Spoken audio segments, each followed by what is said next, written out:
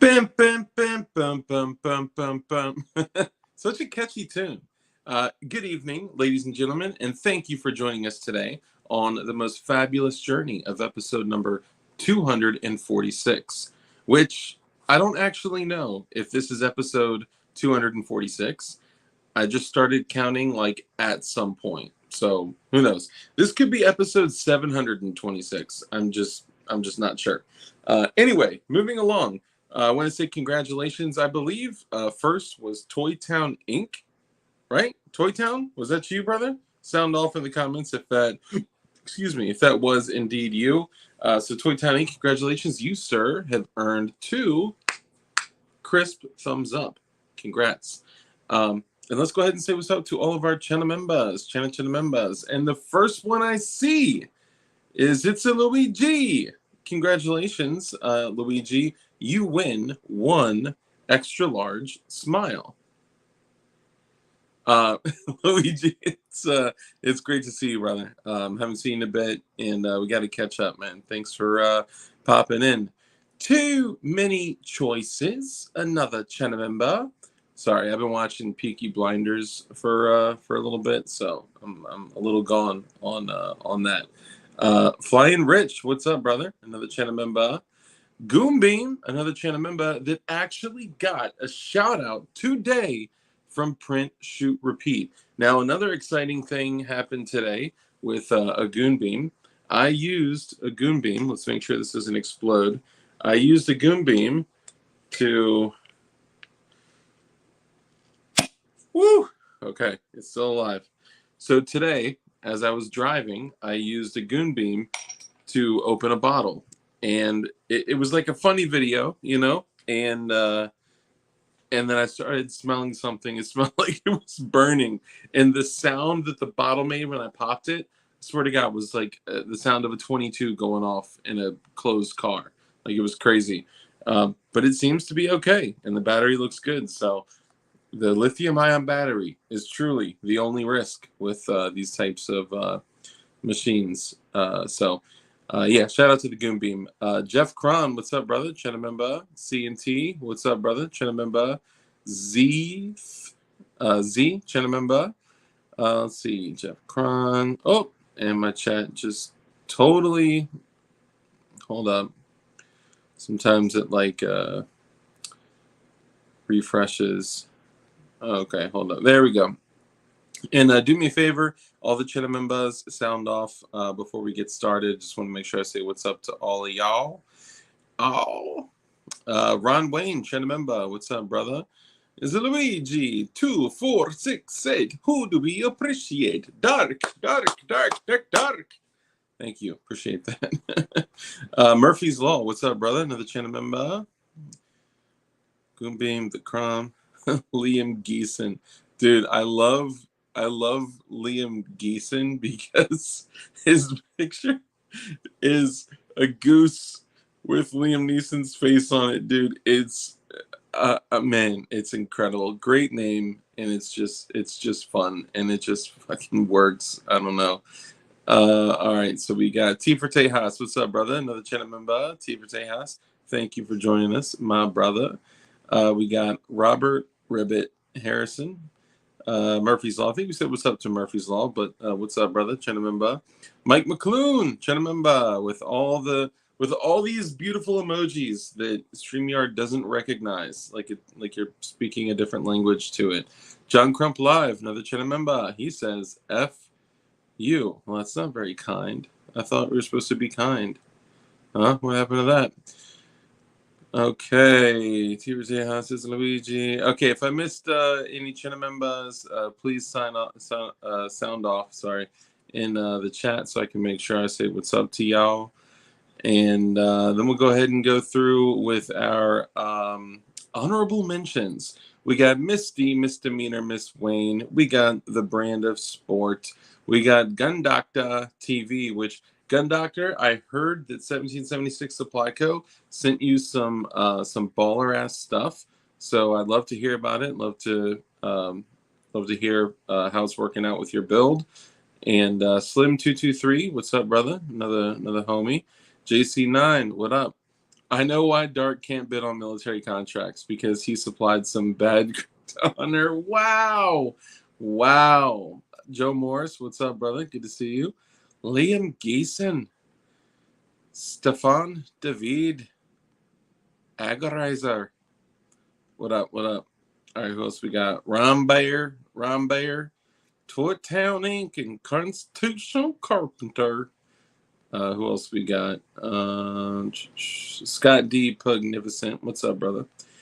And I just want to make sure I want to ride. What up? All right, we'll go ahead and get it popping. Get it on and popping. It was a great build. Hell yeah, man. That's awesome. Yeah, 1776 for the homies.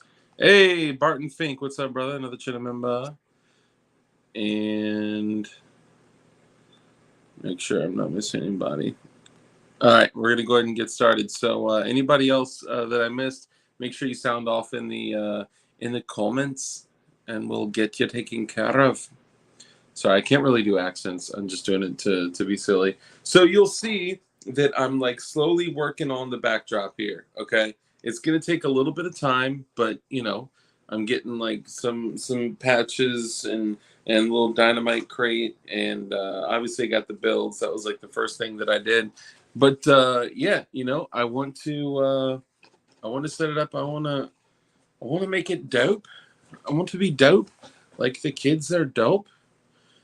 And let me adjust this a wee little bit. Okay, here we go. Yeah, shout out to Goonbeam, man. That's incredible. So let's go ahead and bring out our guest. Well, hold on, sorry. Oh, ayo. So I got this like I got this adjustable desk, right? So like you can pull this thing out and literally crank it down or like crank it up, right? So sometimes like that's the problem. There we are. So I could like crank it up and it'll bring it higher, or crank it down and it'll bring it lower and whatnot. And when I do it, like shakes the whole damn thing. Hey, PC, what's up, brother? Under the channel member. Aegis Gun Care, the only lube I use personally. Quadfather 504 FPV. Good evening, everyone. Hope all are having a blessed night. Thank you for joining us. I appreciate you. So let's go ahead and get started. We'll bring in our guest. Hey, Martin Kaminsky, where you been at, bro? Putane Clan, look at you. Hey, oh, rocking that gun bunny. Here, this is for you, Putane. Rocking that gun bunny shirt. Sorry, this bottle is right here. Rocking that gun bunny shirt. You know what I'm saying? All right, who else? Adjustable desk, but still no vice. This is correct. A vice would break this piece of shit Target desk. So let's go ahead and bring on our guest. So you guys know our guest because I heard, you know, a little birdie told me that y'all could read, and I ended up putting his name in the title. So Fire Otter, what up? Fire Otter, what's cracking? Angry Saj, what up? What up? Gun bunnies, rise up. Hell yeah. Hell yeah. All right, so you guys know the man, the myth, the legend. If there's a cape, he's worked on the gun. If a gun has a cape, he's worked on it. If I'm just kidding. I try to be creative with that. Anyway, here's your boy who not only runs Shooting Gallery New England, he also works at Cape Gun Works and is a fucking master craftsman gunsmitherine. And here's your boy, Shooting Gallery New England. Welcome What's aboard. crack-a-lackin'? And I wouldn't say I'm the master. I'm I'm eloquent at Okay. breaking shit and at the same time fixing it. Is there another gunsmith there that's like above you? No, I'm the head HBIC in charge of that department. Well, there you You're the master smitherine. Yeah. So take a moment, if you could, and introduce yourself. Let the world know who you are, what you do, and where they can find you.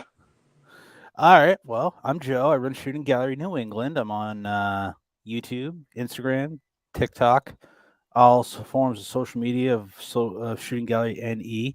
I, you know, I build stuff on the channel. I like to shoot guns, and yeah, I'm just all around a guntrepreneur. You know, I Mm, try to make everything about my life that has to do with the Second Amendment, and you can find me on all forms of social media. Like I said, I am 22 subscribers away from hitting 2,000 subscribers, so I'm pretty excited about that.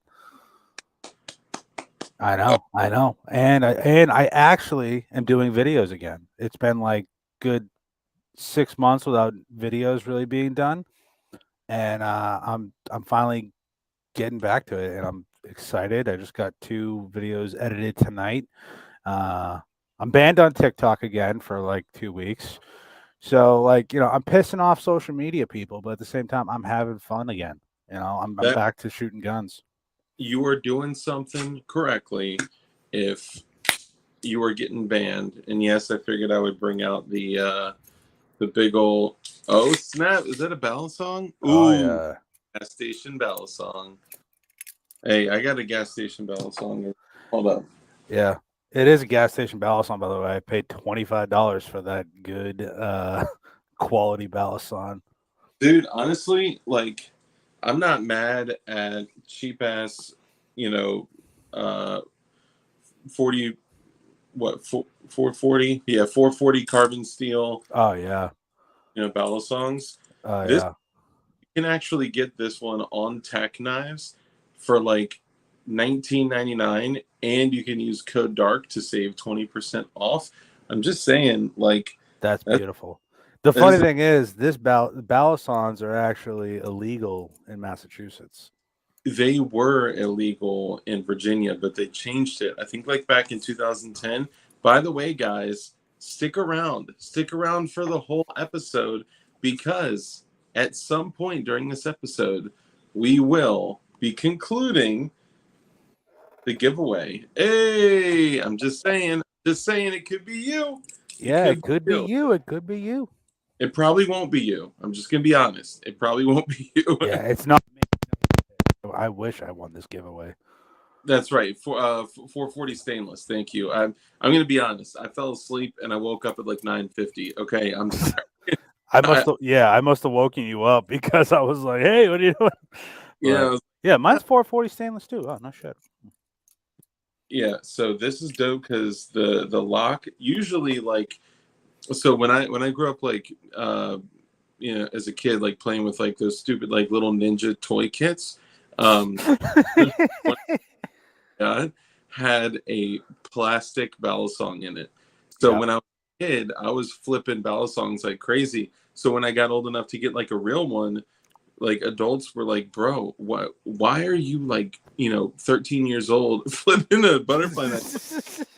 This one though, is actually super dope. So the lock is on a pressure spring. So when you squeeze it, check that Yeah. out. So you squeeze it and watch it flip open. Yeah, no, I don't. Yeah, mine doesn't have that. I have to literally just flip it up. But I had one of these back in the day. I used to collect knives when I was a kid, and Hmm. I have like different like swords and like knives and stuff like that. A huge collection, and I ended up having to sell a lot of them off because bills.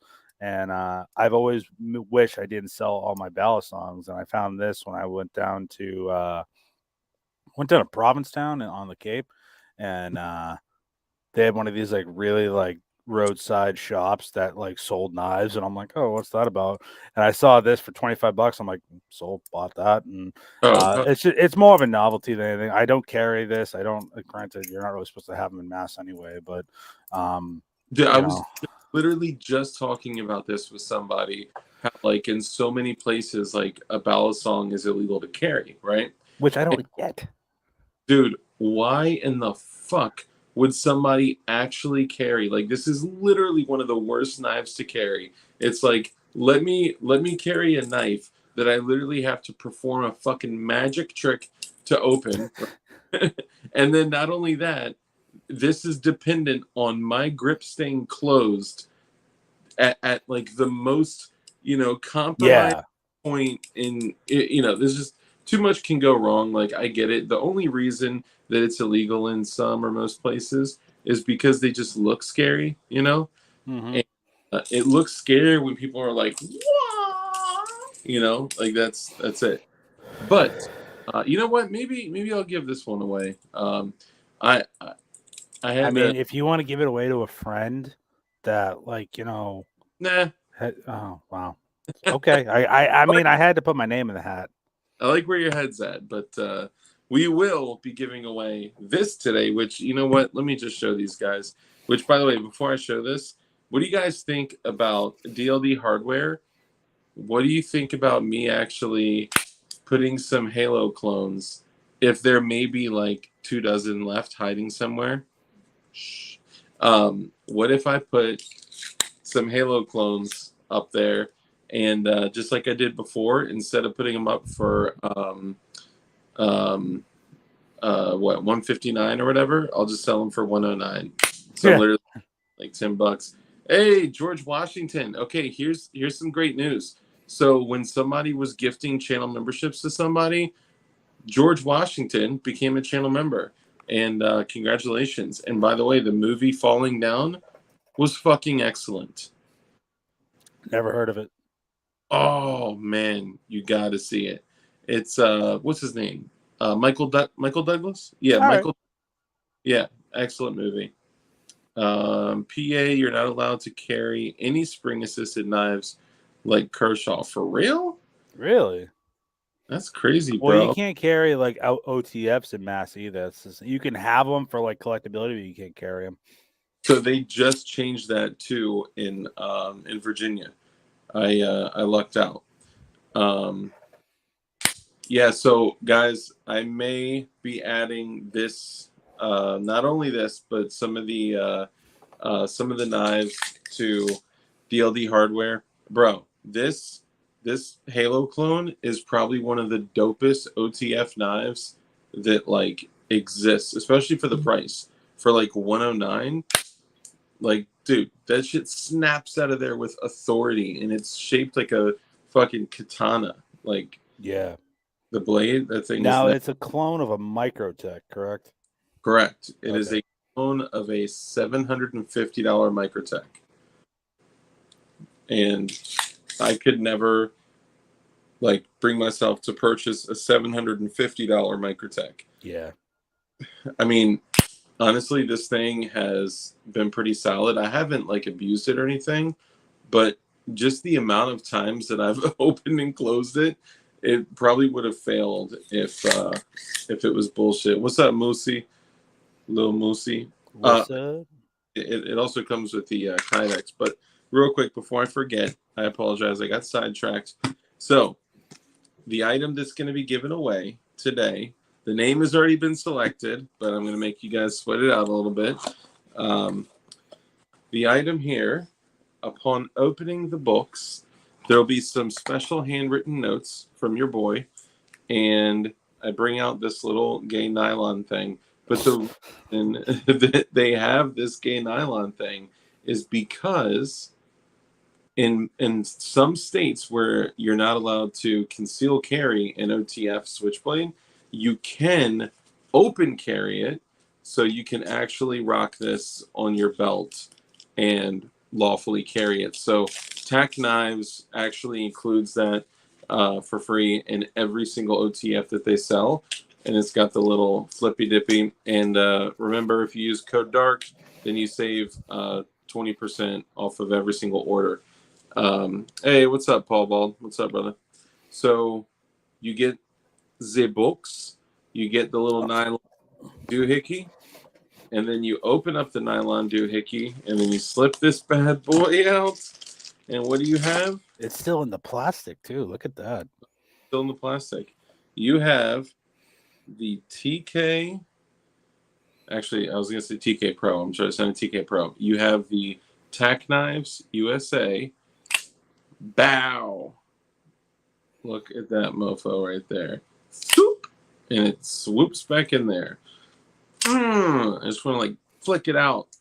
This thing is a beast, man. It is 440 carbon steel, or no, I'm sorry. Yeah, 440C. whatever, 440 stainless steel, whatever it is. It's not like the D2 tool steel, like the this bad boy is the D2 tool steel. Some of the other OTFs that I've shown you guys is the D2 tool steel. This one is the 440 stainless steel, and it's similar to some Microtechs that you may have seen, and it's got the holes in there, right? And the reason it's got holes in there is so you can open it underwater. Badass, right? Oh, and don't forget, for those people that don't want to carry it in a nylon thingy, I'm including the Kydex sheath with the tech lock, so you can literally swoop, put that bad boy on, put it like snap it right in front like a belt buckle, and you can actually grab it with each hand, left hand, right hand, whichever. And don't forget that there's a badass glass breaker with the bead on it, right, deal. And oh, nice. Existence Mundane says I got that same one. Hell yeah, yeah. This Hell yeah. Yeah, I like this one a lot, and I like the fact that you can rock this in the Kydex with a pocket clip, and then you can still draw it, as needed. And then if you want to, you can rock it on the pocket clip. This one is set up like I got it from Tack Knives, set up for left-hand carry. I don't know why. I guess some people are wrong-handed.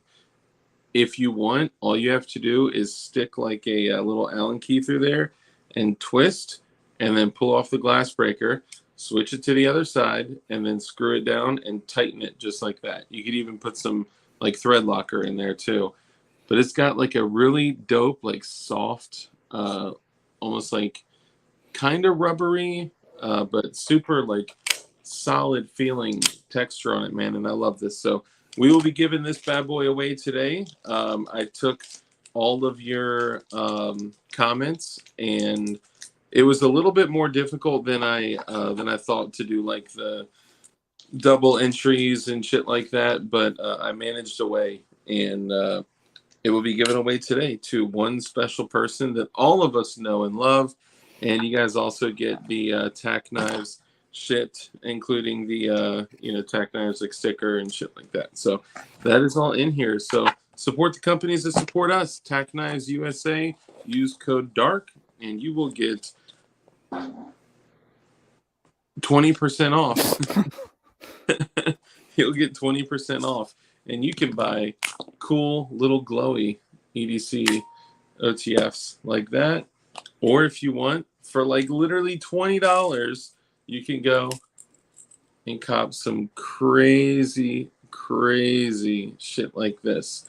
So maybe not 20, it's like 20 or 30 bucks. Anyway, so I saw you recently posted a video, Shooting Gallery New England, on Shooting Gallery New England and Cape Gunworks, and it was one that caught a little bit of attention. So tell me a little bit about it. Which video? You know which one I'm talking about. The Smith & Wesson? The M&P. Yes, yes. So And actually, what am I carrying in my waistband right now?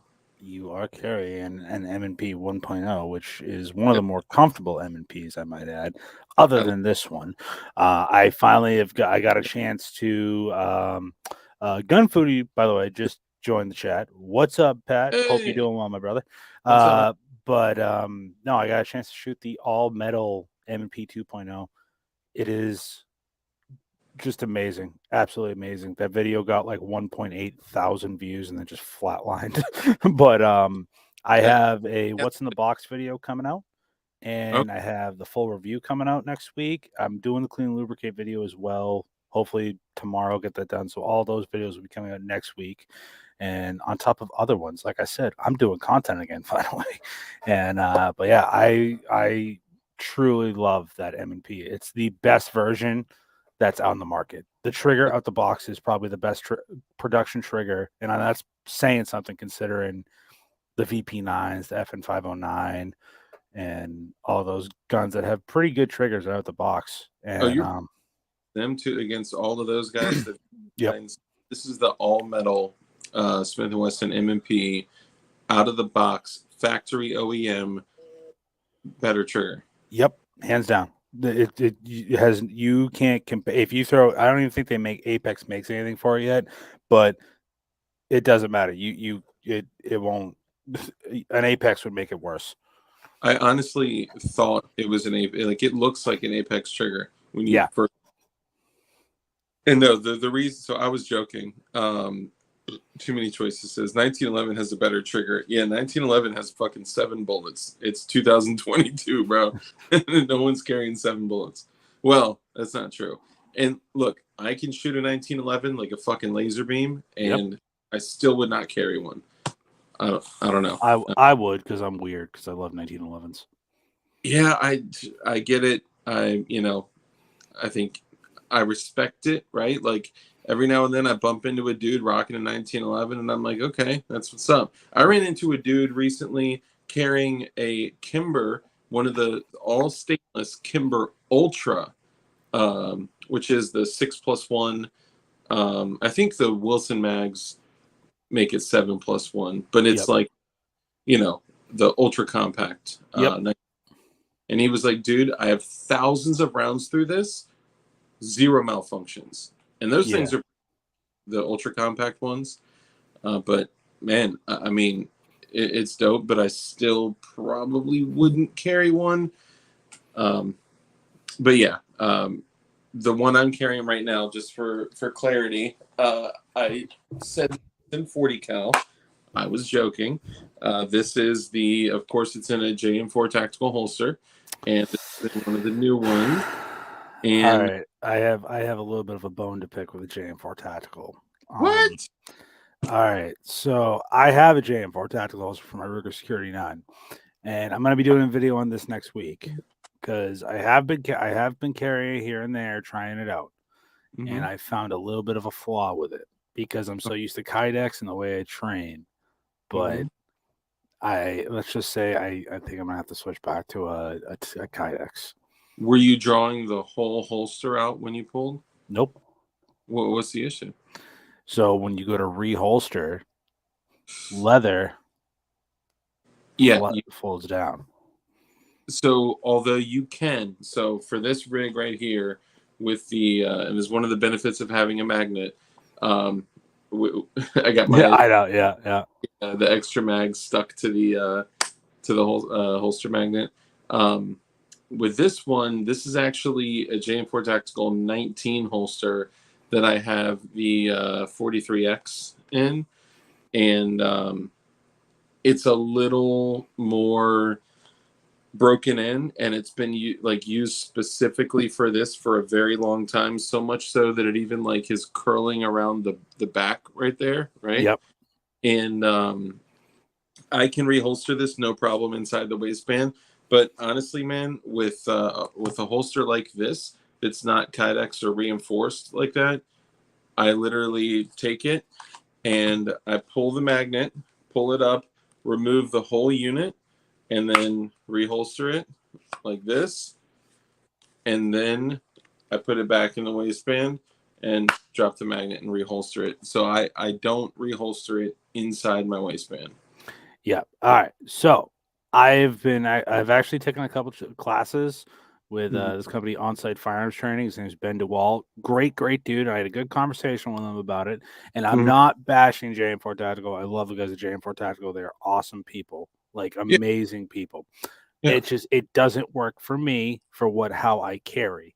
And I was talking with my buddy Ben about it, and I'll explain it more in the video. But yeah, I feel bad, but it doesn't work for how I like to carry a handgun, and I'm gonna have to go with another holster.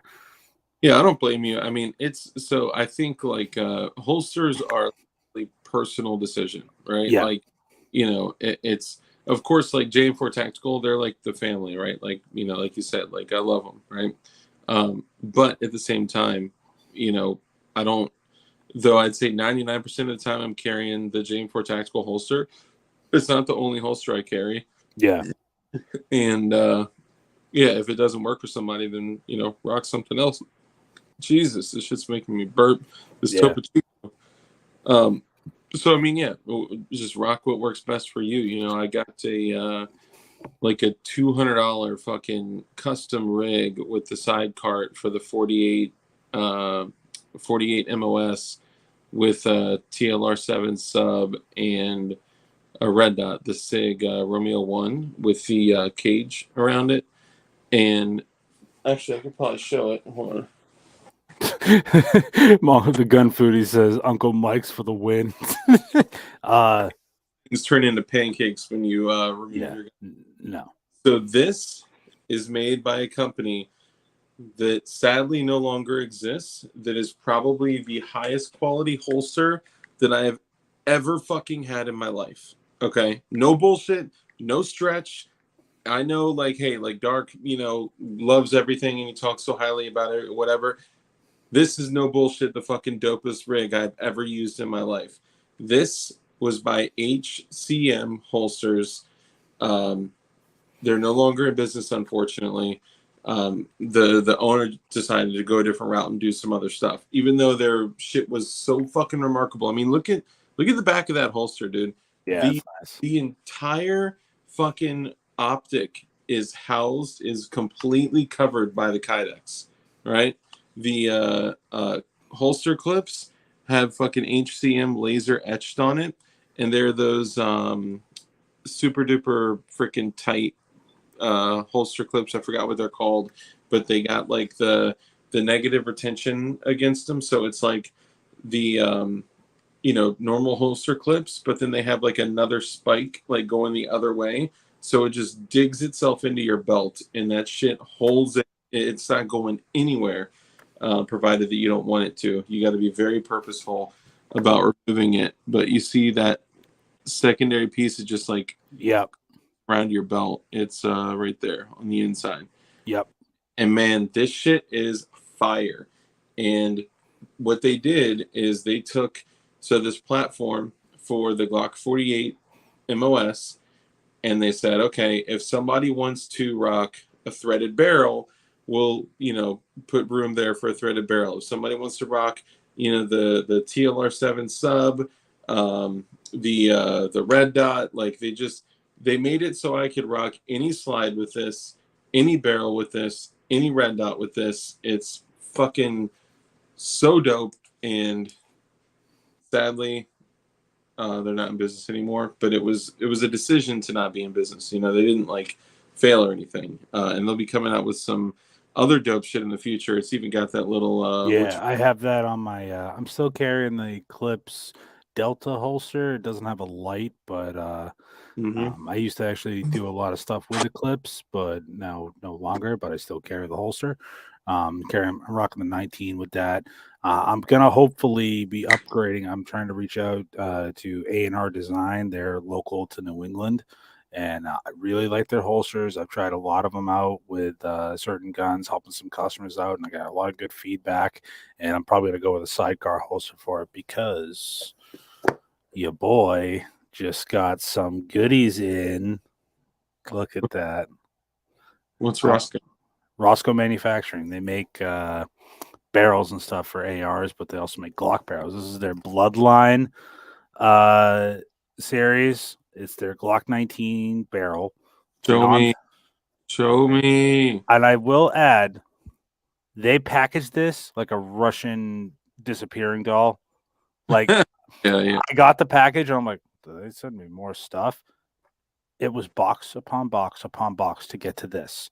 Hell yeah. So, but the packaging alone is sexy. All right. Get the foam, then you get that. It's just a regular. It's not a regular. It's a little bit gassed up. The Roscoe. You have the nice Roscoe, subtle Roscoe branding right there. Look at that. So beautiful. Dang. Nice. I cannot wait to try this out because I have a Rockslide USA upper on my 19, and it has just, I think I'm gonna call that just a standard, just like OEM, and I wanted to compare it with this because I like Roscoe barrels. What kind of slide? A Rockslide USA. What you gonna do with that? I don't know. I know I got to upgrade the slide. I know rock slide. Everyone's got issues with them. I've had no issues with them. I've had thousands of rounds through it, but it's pretty janky. That's all I'm gonna say. Or Um, it's so subtle. Ah, I got a rock slide. Like you just kind of toss that in there. Look, yeah. Well, as I long as want to get it just like works. a Yeah, I might just upgrade to like a Patmos Arms Judah. Um, Boo, it's man, boo. That's from a movie. If anyone out there remembers what movie that's from, um, boo this man. Boo. Sorry. I know I am getting so much hate from the glowies tonight from everyone that makes like dope builds, and I'm like, I got a rock slide, you know. Well, look, hey, so a lot of people say that Rockslide USA got a bad name for some shit at a particular portion of their manufacturing, and not everyone. Um, uh, what's the best way to phrase it? So not every one of their items should be treated the same, right? So Yes. I'm not saying, I would rock one. Like I like if I'm doing a build, I'm gonna do something like that I would carry. And unless I personally run a rock slide. And you know what? I'll say I'll take the rock slide challenge. Like I will literally, if someone wants to send me a rock slide, I'll do a fucking build. I'll build it up and I'll run the dog shit out of it to see if it'll run. But, I just personally haven't I heard mean, you could go to someone who probably has Rockslide USA. Uh, I believe you can also use code DARK with them as well, right? with rock slide. Yeah, no, with 1776 supply code. Don't they sell them or no? I don't think they have any rock slides. Most of their stuff is um, like um, like unique to them. They do Oh, sell cool stuff, but a lot of their stuff is like specific to their company. They got like their own like names for shit, and I don't think they carry rock slides, and they actually don't have codes. So oh. yeah. Well, I might have to hit up 1776 supply code and be like, hey, so I'm rocking a Rockslide USA slide. I've been told it's, a ticking time bomb. You know what we could do? Here's what we could do. I could connect you with 1776. I could see if they'd be willing to send you a boom blocked bitch I was gonna say, I'm like, oh, you caught that one quick. fucking trigger Mike. Um, what movie is that from? Bad Anyway, boys. hey, so Rock Island maybe. eBay Rock Slide. Good, my friend. Oh, sorry. So maybe if I could get you a slide from them and then borrow the rock slide for me, do like Yeah, we'll swap it around, yeah. yeah. But yeah, no, I get so much crap about that at work too. I pulled my Glock 19 out one time at a training class, and my inventory manager was like, "Why do you have that? What Mm, what is a what is a matter with you?" And like, he's one of those guys that like has a roll in special pretty much. He's got the Zev Citadel slide, 19, a Glock 17, Zev trigger, Holo Sun. I think he's got like a Griffin armament break on it. Like it's a sick gun. And I'm like, hey guys, I'm here. And like, we meet up every Wednesday. I try and meet up every Wednesday. I haven't gone in a while, but every Wednesday before we clock in, we go on the mhm, range. You do like, we do 50 rounds, and we run some drills we learned from the class that we took with on-site firearms training. We use their targets, and we just run through it, just get together, get some reps in, stuff like that. But mhm, first time I brought that out, they were like, "What in mm. God's nation is that?" And Yeah. I'm, I mean, a yeah, lot of people kind of, don't show it love. I've never purchased one, so I can only repeat what other mofos have said, which generally is not going to be good. oh, I've So seen them explode. I've seen them the extractor channels blow right out the back. really, Oh yeah, I've seen some horror shows. But our friends at Black Diamond Guns and Gear, I know they've had them, and they said they've had nothing good luck with them. Rock slide equals glonk. Yeah. So I gotta do that. I'm trying to upgrade some stuff. I'm not buying guns. The only thing I gotta really buy now is a 365 fire control unit because I got that super dope Revelation slide from Patmos Arms / JSD Supply. Yeah. And I gotta build that up. I just picked up a Holosun 407K. Put a Ooh. the 407, not the 507. So Yeah. I saved a little bit of money. Thank you and shout out to my buddy Tom at work if he's listening. Gave me a killer deal on it. But I'm rocking the Glock 19. I'm gonna be testing the Roscoe manufacturing. So I got good buddies at Roscoe, and I'm an affiliate with them now, so I'm pretty happy. Yeah, I wouldn't mind trying some of this shit out, man. That shit looks legit, dude. Well, That I barrel. had their they make sauce packs, which their AR barrels are just amazing, great quality, super accurate. But their sauce packs are really good because you can get a barrel, gas tube, their gas block, their bulk carrier group, and their bulk carrier group is phenomenal. Um, and I had that on my 16-inch rifle that I built a couple years ago on the channel, and I wish I never sold that rifle because that sauce pack is amazing. If I ever get an AR-15 again, where like I don't have a fixed mag, I'm literally gonna buy a pre-band or something like that and just build the upper with the sauce pack because it's that damn good. Sauce. Yeah. Like a Yeah. sauce pack. Yep. Sauce. Yeah. SAUCE. How's it saucy? I don't know. That's what they call it. Oh, okay. I need to briefly interrupt this message for a quick comment. Jeff Cron, I can't really talk. I have a wolf slide. Okay, guys, All right. Yep. this, Okay. Yep. I need to be honest with you guys, okay? Your boy, Dark, has a wolf. Oh, why? Oh no. You want to know what's crazy, though? This slide right here, as you'll see, it's experienced somewhere, okay? I got like a fucking 1,000 rounds through this thing with zero problems. And you can see I've been running it suppressed, so it's even all dirty in the like anywhere that carbon and fouling and shit can blow out of this.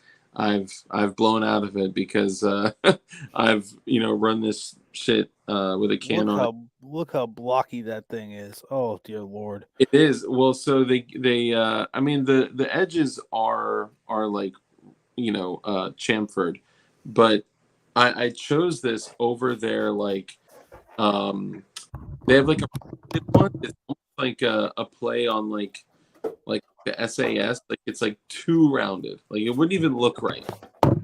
And all right, if and like it's got straight up, like stupid like OEMs, you know, and it's like dude, this was one. Actually, you know what? This was one of the first P80 builds I ever built, and I bought this like at the time. I don't know, $139 Wolf Slide in the burnt bronze. Hey, and you know what?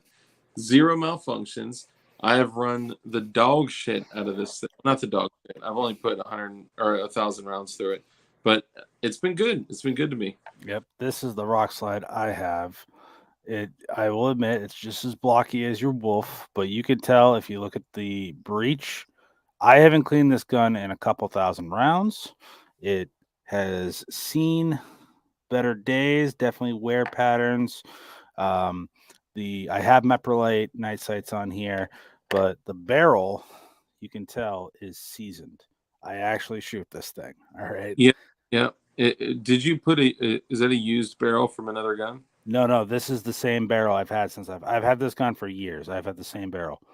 But Gotcha. you can tell like it's seasoned. All right. I mean, you have it. I have no issues at all. Yeah. Yeah. Hasn't blown up, which is good. Looking to sell it. Been looking for a cheap slide to practice milling on. No, I'm throwing this back on another build. There is, if you guys saw recently the videos that I did where it does have an RMR cut, but never put an RMR or optic on it. Yep. I got those on other pistols. Yeah, this was the Eclipse Delta wing holster that I was talking about earlier. It works. I like it. I've had it for years. Yeah, They're good quality holsters. Used to have a discount code, but don't have it anymore. gotcha. Yeah, I hit them up. Back like before I had connected with a couple holster companies. And I was like, I'm looking for a company that like I can, you know, trust and depend on and build a relationship with. So, dude, look, like a lot of people, man, when you're looking for somebody to like work with on your channel and shit, a lot of people, like a lot of content creators, will just take anyone that is going to throw money at them. And Mm-hmm. like, I got a call recently, and they were like, "Yo, we want to sponsor your shit." And I was like, "Well, I don't really just want like money." And they're like, "What?" I was like, "Yeah, I don't." What? What is the matter with you? Yeah, I was like, honestly, I'd much rather like build a relationship and like let's. I have with what they do. I was like, I have a website where I sell tools. You have some dope tools. Let's do that together because that's something I know I can depend on. I know my people could depend on if they purchase it, and they have access to ammo. So I was just like, instead of giving me like a fucking $1,000 a month for nothing for something stupid that you can't put any metrics on really, just give Okay, me a little bit of ammo each month. That's it. okay, well, I'm just saying, I would gladly take that. Gladly. Yeah, yeah. Hey, you know what? I mean, I don't know. I feel like if I think of every single company you've ever talked to or every company that is like willing to work with you, if you were taking money from every single one of them, wouldn't that make us a little bit jaded? like imagine. No, because I would only take money from companies that I personally use and trust. Like, there's certain companies that like I would never work with, and Yeah, I've had offers to connect me to those companies, and yeah, I flat out refused. I guess what I'm saying is like imagine if when you were like, yeah, I mean, I got a little bit of a bone to pick with JM4 Tactical, and I was like, all right, so moving along, guys, what we're gonna do, like, if I'm on like their payroll, you know Yeah, what I mean? exactly. Yeah, no, and that's the thing. Like, I'm gonna in the video, I'm even gonna say like, I really enjoy JM4 Tactical. The people there are amazing people. This is just my experience. I'm not gonna trash it because I like the holster. I like the concept. Again, it just personally doesn't work for me. And I Yeah, think I would just be upfront and honest with companies that in that instance be like, listen, if your stuff sucks, or if your stuff, I have issues with your stuff. Like, yeah. for instance, which I gave you a hella plug in this video. I filmed this one today, the Palmer 80 AFT kit. I'm not going to show it Hey, because it's in the box. This you shot thing, oh, I gave you a massive plug for the website and hell 1776 United as well. So, helping you boys out. But yeah. I had issues with that PFS9 AFT kit. Like, Really? yeah, I keep getting dead. I found out that the trigger spring was reversed. So I swapped that out. I didn't have as much, but I still had a dead trigger in there. So again, gave you a massive plug in this video. Thanks. Anytime, dude. But I So was honest with it, like, yo, like this is the problems I had. It's a great gun. I wouldn't carry it unless you had the trigger issues worked out. Again, I think it's just a break-in period, but did you? So hold on. So the issues with the trigger. So with these AFT frames, the assemble for thyself, you're still drilling it no, they're completed frames, serialized frames. I went through a 4473 in Massachusetts. Once you have 7 days from the gun going bang to declare a firearm through the state police from or the gun bang, yeah, or it turning into a firearm. same thing. Being able to go bang and going bang are two different things. So I didn't know if that was like a real thing. Okay, all right. So The yes, moment it's a functional firearm, yeah, the or moment is a functional firearm. That's why okay, I say from the moment you it goes drill bang. 80, you got 7 days to Yeah, uh pretty much. whatever they call it. Yep. So okay, so AFT sucks balls. Yes, they do. Yes. Um, so it's likely the issue that you're having um, is compatibility with parts, Yeah. and it's really interesting that like, so I was messing with stuff earlier, right? And I was like, man, I wonder what this slide would look like on that frame, right? And for me personally, I have had extraordinary success with P80 lower parts kits It's a and P80. Yeah, it's a P80 lower parts kit.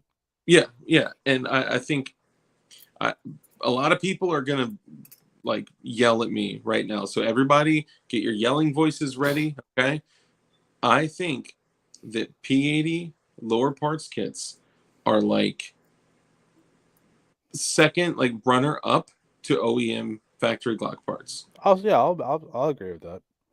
And I also noticed that the slightest, and then this is just kind of something when you're building Glocks, the slightest difference in a striker, like positioning of a striker exactly where it is on a slide and positioning of the trigger housing on one frame. I literally switched one slide on this frame and one slide on this frame, and I was getting a dead trigger, and I was getting like the slow like binary release, like when you go to release lips and it's like, oh, Oh uh-oh. yeah, yeah, I've done that. That video. But when I that, That was a there, 10,000 view video. what's that? That was a 10,000 view video when you put that Glock, that ghost connector, Mm, and all of a sudden, ooh, you got a binary on your hands. yeah, yeah, for real.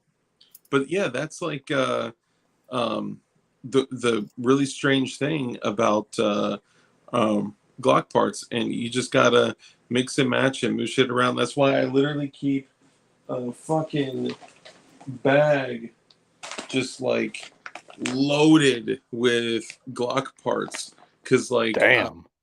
I may need to be like, huh, that connector doesn't work, right? Or maybe I bent this connector for another build and it worked on that but didn't work on this. Or um, definitely. So I agree. OEM is like the way to eliminate as many problems, potential problems out of the gate.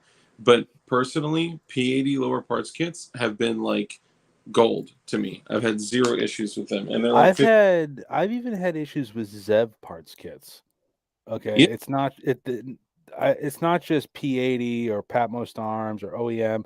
Zev, I've had Lone Wolf issues. I've had them with all. the Lone Wolf, what they nailed, and they fucking nailed it, was slides. Uh-huh. Slides are fucking OEM like spec out of the goddamn door, no question, no nothing, right?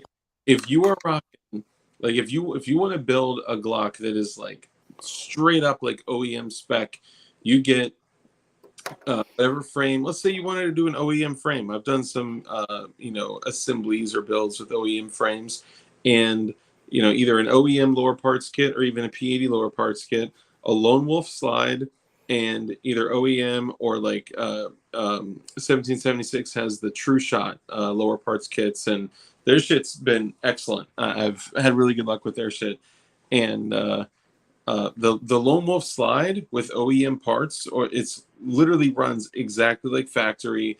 You could fucking never clean it. Just like every few thousand rounds, just rack the slide back, put it on one of the little spokes in the dishwasher, and just put it in and cook. Run that bitch on a cycle, and you'll be good. You will expose your whole family to lead and carbon fouling, but aside from that, it'll be Bleach takes care of all that. It's okay. yeah, yeah, exactly. It is what it is. But that's what I always deal with that stuff when I'm working on Glocks, customer Glocks. It's, oh, I want to build. They'll get like a Grey Ghost precision slide, or they'll get like, we sell at Cape Gunworks. We sell a lot of Zavari precision, Yeah. um, and those are great slides. But I've noticed the Zev, especially with the Zev upper parts kits, Hmm. they don't work. The Zev upper parts kits will not work in the Zavari precision slides. None of them will. Yeah, Um, I personally don't use Zev, and I think Zev was made specifically to mod aftermarket or to mod OEM Glocks. Yeah. You'll likely have your best results modding OEM Glocks with things like Zev and shit like that. Not saying it doesn't work, because somebody's going to be like, well, I got a P80 with, Zev, this and that. And yeah, I mean, it's all about parts compatibility. Like I've had like, some of the first like dozen P80s that I did, I had some issues starting out with it. And I always say that, when you bring parts like that together, you're introducing so many different mechanical parts that, from the rails and front locking block to the rear rails and trigger housing to all the internals, the slide, the barrel, the locking lugs, like everything that it is. People think Glock builds are so fucking simple, and yes, they're more simple than some things, but man, it's like a relationship. And when you first bring them together, they just met, right? And then they need to date for a little bit. Then they need to, get some friction going between them, if you know what I'm saying. They need to get engaged, spend some time with each other. They need to become married and become one. And it doesn't always happen. And you will have issues and you'll have malfunctions and you'll have, but there's also ways to check all of this out of the gate. You can check your, striker engagement. You can check, you can do safety checks on all of this shit. Look up, for all the viewers, look up. I built 3 with JSD everything, and they all go bang 12 or 15 in a row. Hell yeah, yep. JSD makes good kits. Yep. What'd you say? I said JSD makes great parts kits. Especially, I love it. I always go with their 320 stuff. Like they have the best 320 stuff on the market outside of SIG parts. And I'm not just saying that again, us being like jaded, because obviously we love all the guys at JSD, and they support our efforts. Our community supports them and stuff. But I will always say they're awesome because I use their parts on the regular. We sell we sell Patmos Arms stuff at work, and I have rarely had an issue with any of their parts. Yeah, most of the shit that people have issues with is with their own building, right? Yeah. And issues with parts compatibility. More Better Prince, what's up, brother? Another channel member says cruciform and sear engagement is a weird one. Very true. Mm-hmm. Swapping slides when you got a collection is fun. Sorry. Drop more than 1 pound in trigger pull from one slide to another. Same parts. Yep, absolutely. Yep. I mean, I've noticed like some of my P80 builds that have like, let's say the trigger bar or the trigger pin is like a little canted, or there's like a little too much like pressure. If I didn't drill the holes like perfectly, like if you guys look on that, so I actually just did a short today, and I would actually encourage you guys to go, if you can, back out for a second, 15-second short. Go watch that shit real quick. It'll take you 15 seconds. And you'll see the pinholes on this fucking Cobalt 17 are totally jacked. But that shit runs like a champ. And I've got, 1,000 rounds through that shit with this slide. And I got like 2,000 rounds through it with the right to bear slide. And sometimes, man, you just take that slide off another one, throw it on another one, and it's like fucking what the hell? I get a dead trigger, doesn't reset, or whatever issues that come up. So parts compatibility is a motherfucker, and every Glock is different, and it's taken dozens of builds to be like, okay, now I know what's up. Yep, definitely. I've honestly just been getting more into like the 320 and the 365 building, just because there's so much aftermarket support now, and I've been really liking it. It's All of my slides just fell. I have you. Sorry. you know what that goes through my head when you said that. It's a little tune. It's this is the tune that goes through my head when you say all my slides just fell, and it goes like this: "Come with me, and you'll see a world of warranties." Oh yeah, yeah, um, yeah. My bad. So real quick, while you're on that note, so um, I got a bunch of builds that are just all straight JSD parts. Not one fucking problem out of no, any of. not at all. The only one that I had an issue with was fixed by them, and they were just like, "What do you have? A problem? Okay, I'll send a new one out right now." Yeah. Yep. My MUP1, I gotta take that apart. I hate taking apart the fire control unit, the FCUs, Yeah, because it's just a pain in the ass. I hate it.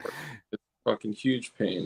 Yeah, so I gotta take everything out, and I'm literally gonna take like a honing stone on a Dremel, and I'm gonna go through all the pinhole, all the holes, and almost countersink them. And I think I might just drop it in a tumbler, a media tumbler, and let it roll around in there for a little bit to like just kind of smooth everything out, just to fix like the harshness of the trigger. Just make sure you don't accidentally like take material when you go in there, and Yeah, just clean it up. The other thing I'll tell you is that I had a really interesting thing happen to where so this is my mup, right? I know the work looks so great that y'all thought it was a factory fire control group, okay? But this is my mup one, and I was having a really strange issue with this in the Sig 320. Now, the Sig 320 that I have is all Patmos lower parts kit, slide, barrel, upper parts kit, all of that shit. And I was having an issue where for some reason when like in live fire I would go put like, let's say 100 rounds through the gun, and like two rounds I would have a dead trigger. But then I wasn't having an issue for the other 98 rounds. So I was like, all right, what the hell's going on? So if you grab, hey, ice cream dippa, what up? DLD After Dark is different. He won't just take free money. He thinks about the cause. Fuck yeah, bro. Thank you. Appreciate you. I mean, I'll take free money, I'll boy. for But the cause. appreciate you. It is, man. It's all about the cause. It's all about getting fucking America equipped with firearms. And the fact that I am at almost 500 jigs sold in fucking 2 months, That's that's sex. more firearms, man. That's fucking. I love that shit. That's sex right there. That's all that is. Hell yeah, pure candy, bro. So if I were to push down on the slide of the 320 Yep. and then pull it, it'd be a dead trigger. But when I pull it, the slide back up, almost like the mup was sitting inside the grip module, a little strangely. I don't know how to say it. It was like a micro amount. I mean, like a freaking 16th of a millimeter of a difference, right? So I was talking to 1776, and they were like, "Yo, we'll just send you a serialized um, insert." And I was like, "Oh, fuck yeah!" So they just sent me that. So shout out to them, 1776 supply code. They're the fucking shit. And What, it they, was a serialized FCU? yeah, serialized No fire. shit. Yeah, and they got Freedom. So I think it's Freedom Group. Oh my God, ADXR 920 just gifted memberships. Look at Oh, that, dude. ADXR 920, awesome. dude, holy shit. Oh my God. Okay, sorry, I'm going through. I'm catching up. ADXR 920, bro. Thank you, dude. Holy shit. All right, let's see. Let's see who got blessed. Let's see who got blessed. Hey, Angry Sarge. There we go. Hell yeah, bro. Damn, my brother Prince. Thank you guys for letting me know. So, guys, you may not know this, but fucking YouTube and StreamYard don't talk to each other. So they don't show me that, unfortunately. They also don't show me when people do um their free channel membership super chat. They don't show me that, unfortunately. Let's see who else Look at that. Angry Stars is cool as hell. hell yeah, man. Angry Sarge is the homie. And you guys may see very soon a very special guest coming on the show next week. Huh? Maybe a sergeant that's very angry. Ooh, you got an English search coming on? I got a really dope guest coming on Monday. Yeah. It Me? is, Me? huh? Is it me? No, you never reach out. You don't answer my text. No, I got Shogun Customs coming on Oh the no, show. I was just talking to him. Yeah, yeah. I got him coming on the show. He does great stippling and Cerakote work, and does framework on Glocks, and he actually does stuff on shields and stuff like that. So I'm gonna have him on. I kind of want to talk to him, probably get a build going, maybe see what we can do. And I really like his stuff. He was in my IG live one day, and I was like, "Yo, this guy is like legit." Dude, his work is nuts. His Oh, work. amazing. I actually would. I have a story about one of his things that I saw real quick. Existence Mundane is a new channel member. Fuck yeah. Hell yeah. ADXR 920 is the fucking man. I want to see who else. New channel. Oh, Misty Miss Wayne. Oh Look shit. at that. Look at that. Damn. Fucking Dude. dude. I, This is so dope. That's Okay, awesome. Congrats, brother. I was gonna say, if all the glowies will want to help me out, please. I'm still at 1988 for subscribers. Let's see great if year. Great year. yeah, I know. Yeah, they had some good cars. Yeah. But let's see if we can break 2,000 subs on this stream. I need 22 more subs. That All would be right. dope. We have 60 people in here. I know all of you guys got alternate accounts, okay? I see some comments coming up, all right? I see some similar patterns. Do me a favor, go to Shooting Gallery New England and fucking oh nice, thank you. Sorry. Go to Shooting Gallery New England and make sure you subscribe. Let's get him to 2000. Is it 2000? Yeah, 2,000. Let's get him to 2000. I remember the day when you were at like 700 and we were like, guys, let's get him to 1,000, you know? Yeah, And, I woke up that next morning, and because of all you glowies out there, you hooked me up. hell yeah. And I really would appreciate it. Oh, Um, yeah, Angry Sarge subbed up. Hell yeah. Angry We, Sarge is the G. okay, so really quickly, Bill Camporis, I appreciated your comment. I didn't get to react to it yet, but I saw it today. And he commented on the stream where I'm talking about like, yeah, I want to get a new pistol, like an HK USP or a SIG 226 or like a Beretta Inox. And he sent me an excellent message, a comment, and he said, Dark, if it ain't broke, don't fix it.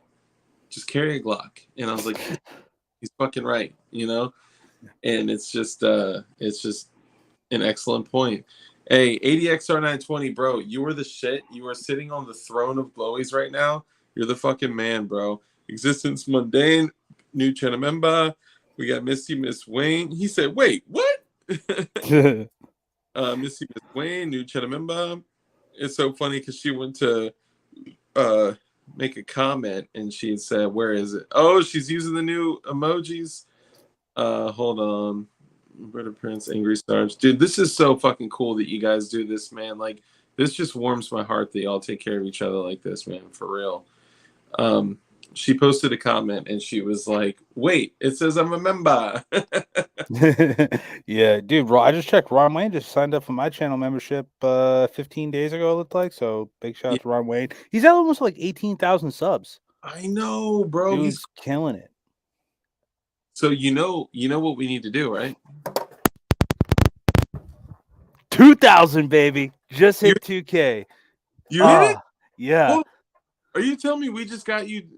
How many subs did we just get you? 22 subs. Look at that, guys. Yes, You guys yes, are awesome. Thank you so dude. much. I love Hey, you all. refresh real quick. 2001. Hey, It was a okay. rough year, but you know. Murphy's Law is asking for some reciprocation. So, you know, we got to come from a place of care, compassion, contribution, give to others. Of course. Open to give is open to receive. So, Murphy's Law is asking, I just subbed twice. I need some love in return. I got So you covered, bro. I'm doing it right now. hell yeah, Murphy's Law, baby. Goonbeam says, "Ayo, dude, it's so dope. You guys are the coolest fucking people in the world. I swear to Yeah. God. Like, I got 5 on it." Sport Brand says, "God dang, boys, we the best."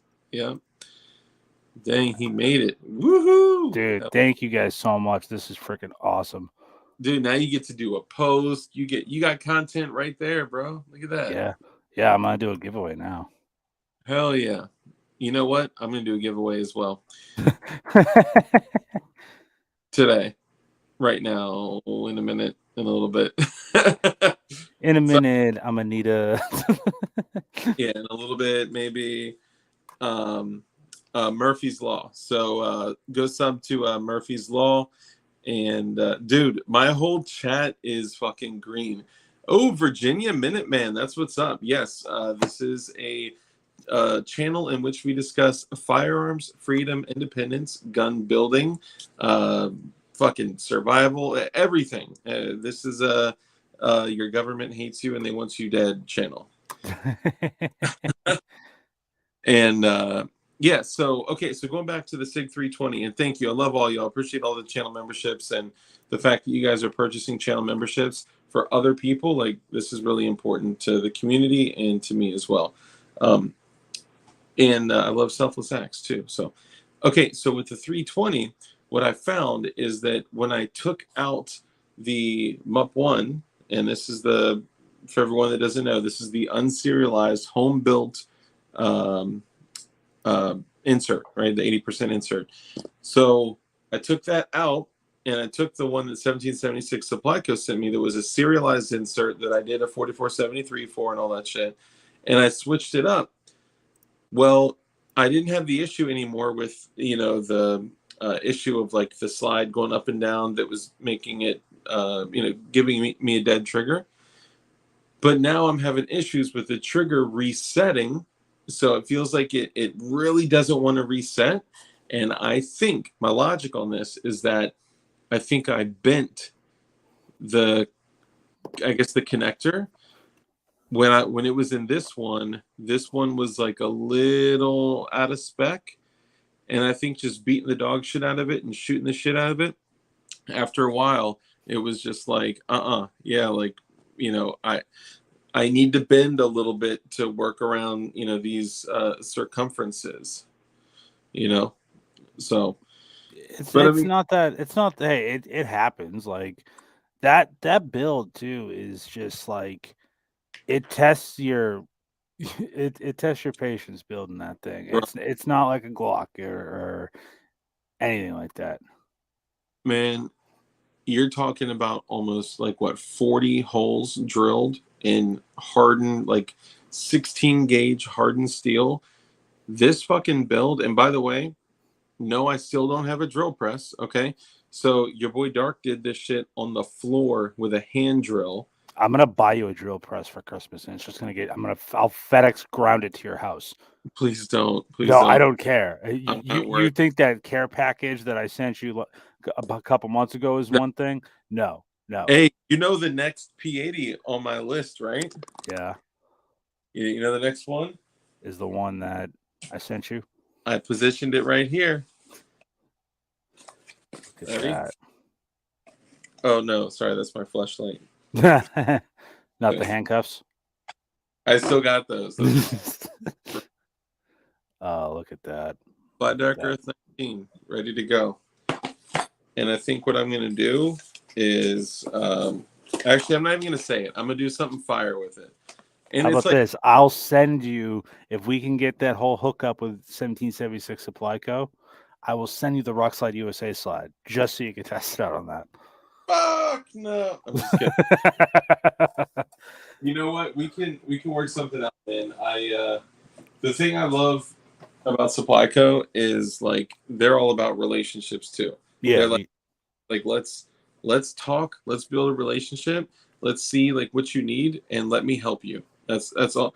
The first time I talked to them, they hit me up and they were like, no, let me say it differently. The first time we communicated at all, I saw them doing some dope shit in the community, and I saw them getting involved with the Makers Match and all this shit. And I went to their channel, or to their Instagram. I followed them. I liked like every single one of their pictures and videos and all that I shit did on the same. I did the same thing. yeah, gotta show them some love, right? Smash the rock slide with a rock. Damn. I'm getting so much hate for that rock slide, man. So much Dude, hate. you know what? If it fucking works, fuck Yeah. it. Oh, another thing I'm gonna do really quickly, and let me know in chat if this is a build that you guys would like to see. If I took one of the daggers, so I have not built any dagger shit at all, right? And I've been a little bit hesitant to. You know, 416R stainless steel is good. But you know, I fuck with that 4140 chromoly shit. You know what I'm saying?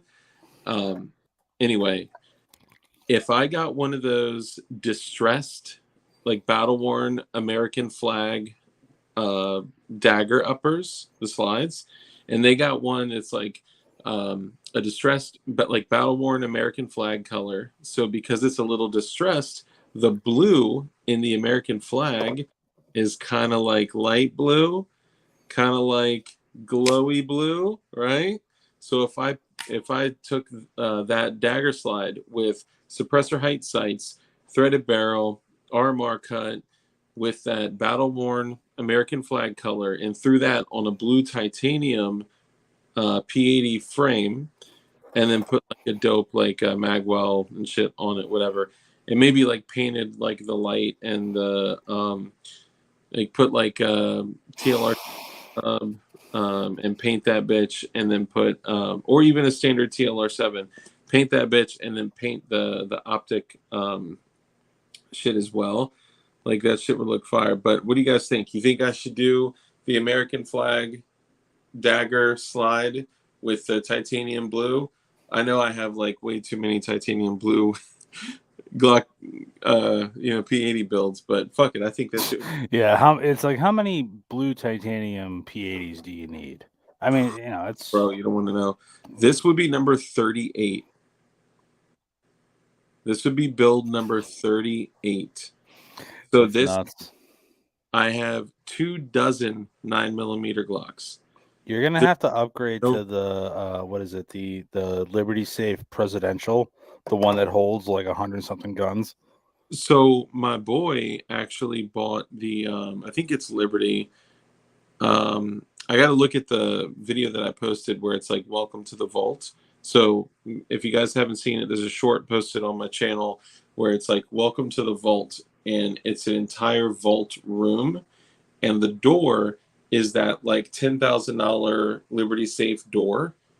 So what they did is they took a room in his basement, and I helped him design the shit, and basically took cinder blocks and then lined the exact size of the room that he wanted, and then used fucking concrete mix and rebar, and built a solid fucking enclosure with ventilation. Of course, there's ventilation for the safe room, and literally used the concrete and rebar shit to slide the fucking frame of the Liberty Safe door into, and then install the Liberty Safe door into it. So like it goes all the way up to the Yep. ceiling, and then he's gonna drywall over it.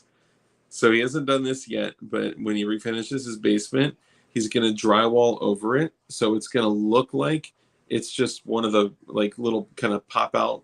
Like every now and then you just see like a pop out in the wall. Looks like a Yep. pop foot or two, and it would just look like that. But you'll be able to pull a little piece from the corner of the baseboard, and Yep. and it's a string, and you pull fucking drywall out that's on a hinge, and it's a safe room that you can also pull closed, and it's got the Liberty Safe door. It's so fucking sick, man. And the guns that there's over $100,000 of guns in there. Shit, Really. one of the guns is fucking $25,000. Really. Full auto fucking M16A1, which I helped him build that motherfucker. You know what the most expensive gun I've ever held in my entire life is? Oh, and 3 Barretts and a couple Macs and shit like that. Sorry, go ahead. What's that? The most expensive gun I've ever held in my entire life was a Nighthawk Custom President long slide in 10 millimeter. It was like I think 7 grand. $7,000, Yeah. and I had So, to install an optic on it. And I'll tell you right now, the sheer woo! anxiety attack I had installing that, I Hey, was like, "You make a single nick, yeah. and I'm done. I'm gone." Electrical tape. Hey, Virginia Minuteman, are you in Nova or South VA or like? Sorry, I'm not trying to be all fucking a weirdo, but I'm just curious because I'm in Virginia, so I'm kind of glad that you found us. Um, so yeah, so no, it's just a dude. It's just a dude, Virginia Minuteman.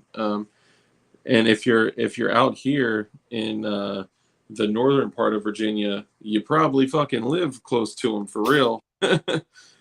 um, but the most expensive gun that I've handled was probably the M14, like an actual pre 86 Okay. Yep. registered transferable machine gun.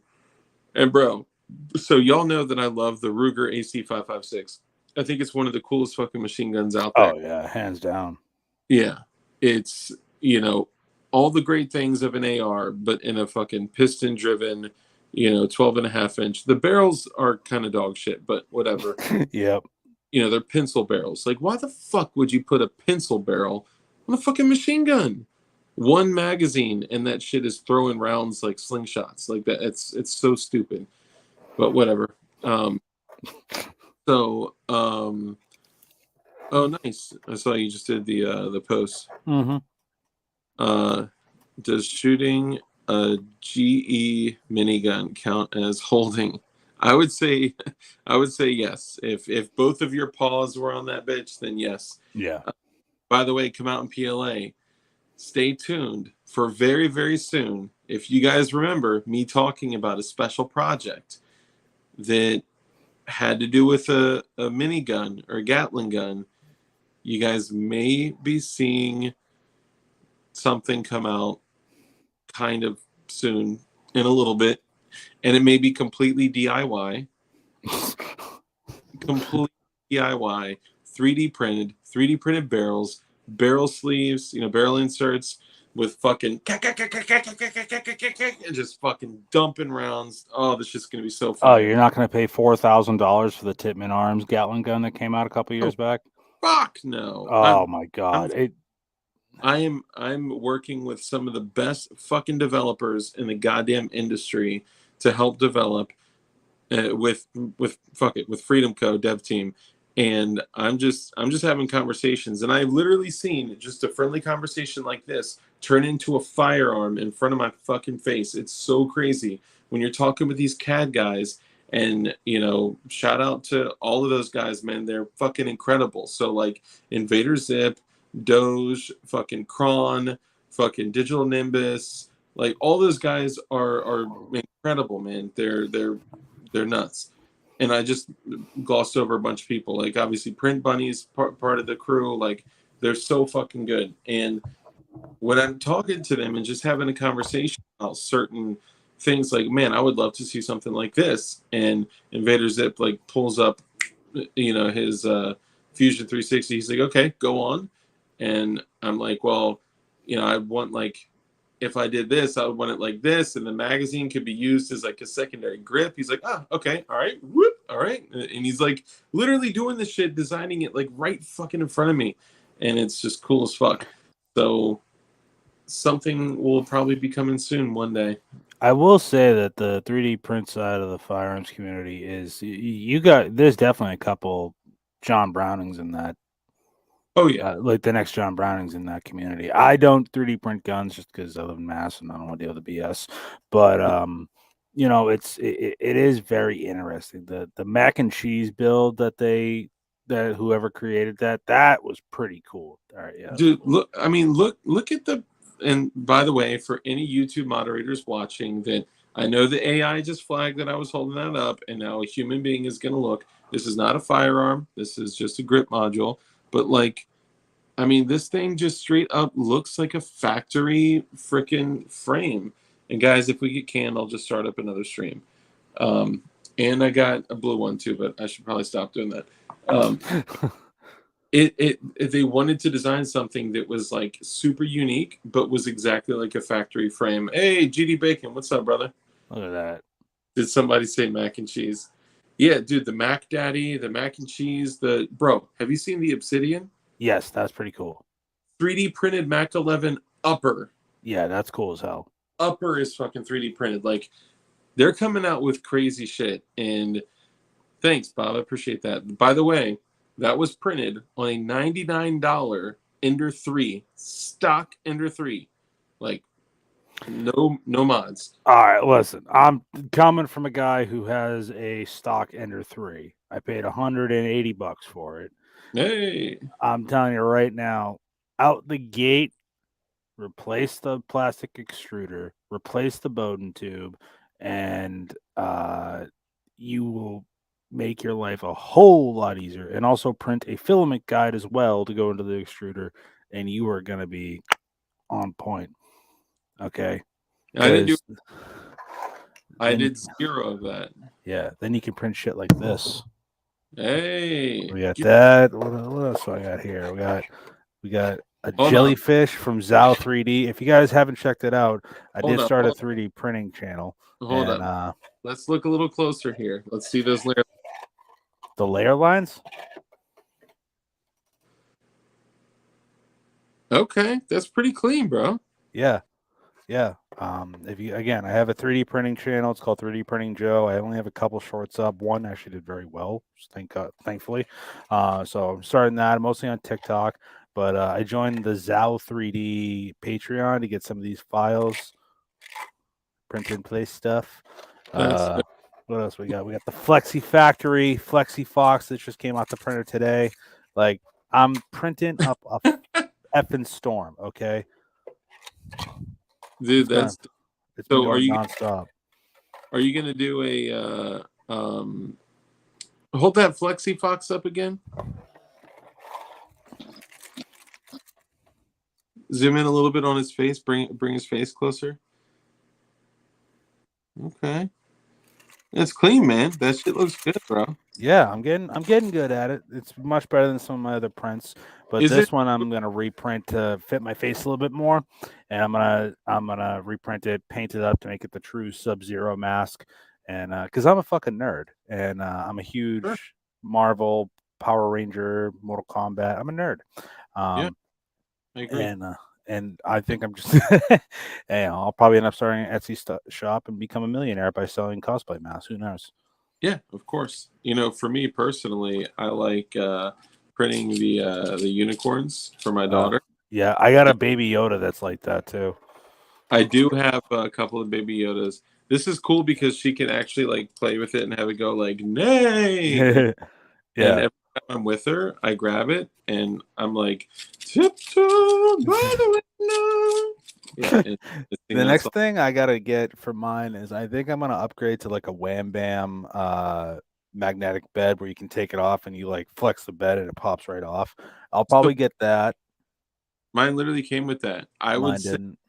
don't get one of those.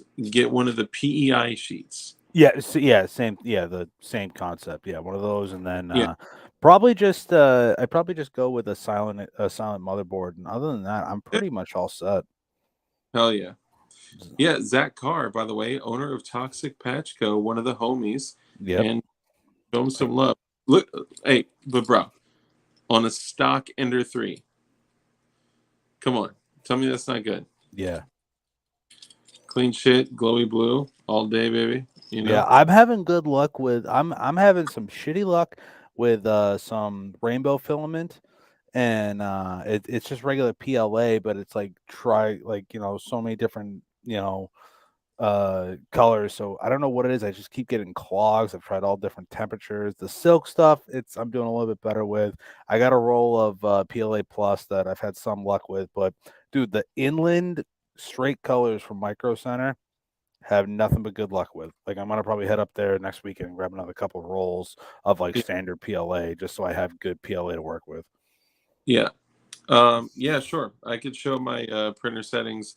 One day, maybe I'll do a stream and just like screen share all my printer settings, but I will warn you, I use Prusa Slicer. Oh, So I use Kira. yeah, most people use Kira. And honestly, I would use Kira if I didn't already have Prusa Slicer downloaded. I had an issue.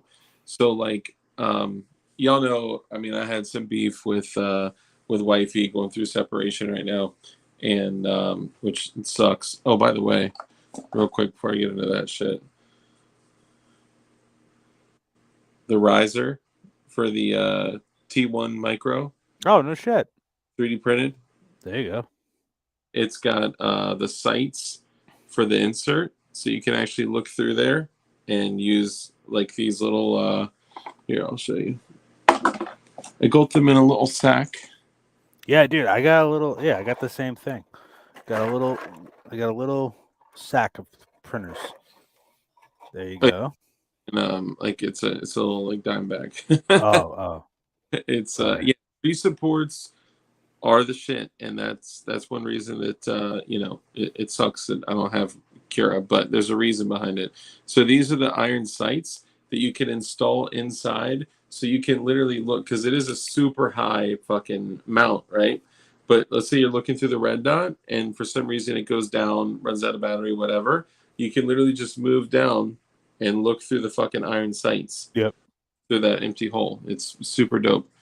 Um, so I was beefing with wifey a little bit, right?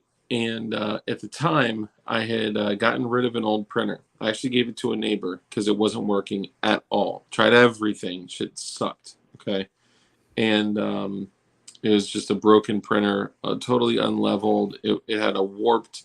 It was one of the old monoprice. And Yep. John Crump actually gave that to me for free. So thank you. I appreciate that. But it taught me so much about printing and about how much hard work actually goes into fucking printing Oh prop. yeah. Yeah. Hey, Kitty, welcome. VK, what's up? VK. And I ended up giving it to a neighbor, but at that time I had already downloaded Cura, and I spent like an hour and a half with one of my homies, and they walked me through all the settings and all the shit, right? And my wife deleted Cura off of our computer, which, like, whatever, I'll just, re fucking download it. Well, she like partially deleted it. So it still read that it was downloaded on my computer. I even tried to delete it and I couldn't. And then I fucking go to Cura to download it. And then I tried to download the same version. It wouldn't download. It was like, this is already downloaded. Couldn't open it. Okay. Like locked me out. Then I'm like, all right, well, I'll try this version or this version or this version or this. And I went through fucking all of them. It wouldn't let me download any of them. It was like there was a bug and it wouldn't let me delete it. And it was just like such a pain in the ass. I was like, you know what? I'm going to print something now. Fuck this. So I go to Prusa, download that shit. Boom, got it. Bam, printed. Like, I was like, all right, I'm just sticking with Prusa. So that's what I did. So I mean, hey, that happens. I'm starting to learn Kira a lot better now, and working with my temperature and even like the speed of my bed and stuff like that, or speed of mixture or whatever the hell it is. And that's helped me out with a lot of different filament. But it's really fun. I'm really liking the hobby. My TikTok, I'm almost at like 1,000 followers, and I started it like a week ago. So that community is very very helpful. I'm learning a lot and I'm having fun. TikTok is the devil. Yeah, if it's anything that has to do with freedom. Yes, that's true. I also think that it's just a big programming device used to, steal our youth from us.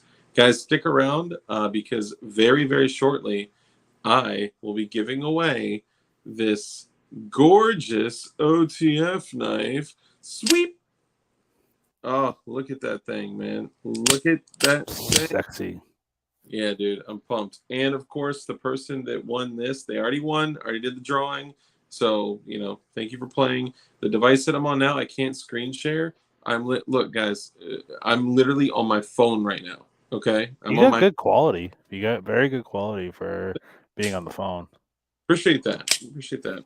Um, so not only do they get this motherfucker, but they also get this motherfucker. And another thing I did is I took the tech lock off and I put like some standard belt clips on it and rocked that shit IWB. So it was like kind of at an angle, so you can just grab that shit out and bam, you know. Um, and of course, you get the nylon thing and grade A plastic sack for all you guys out there. So stick around. You may have been a winner. So think about that.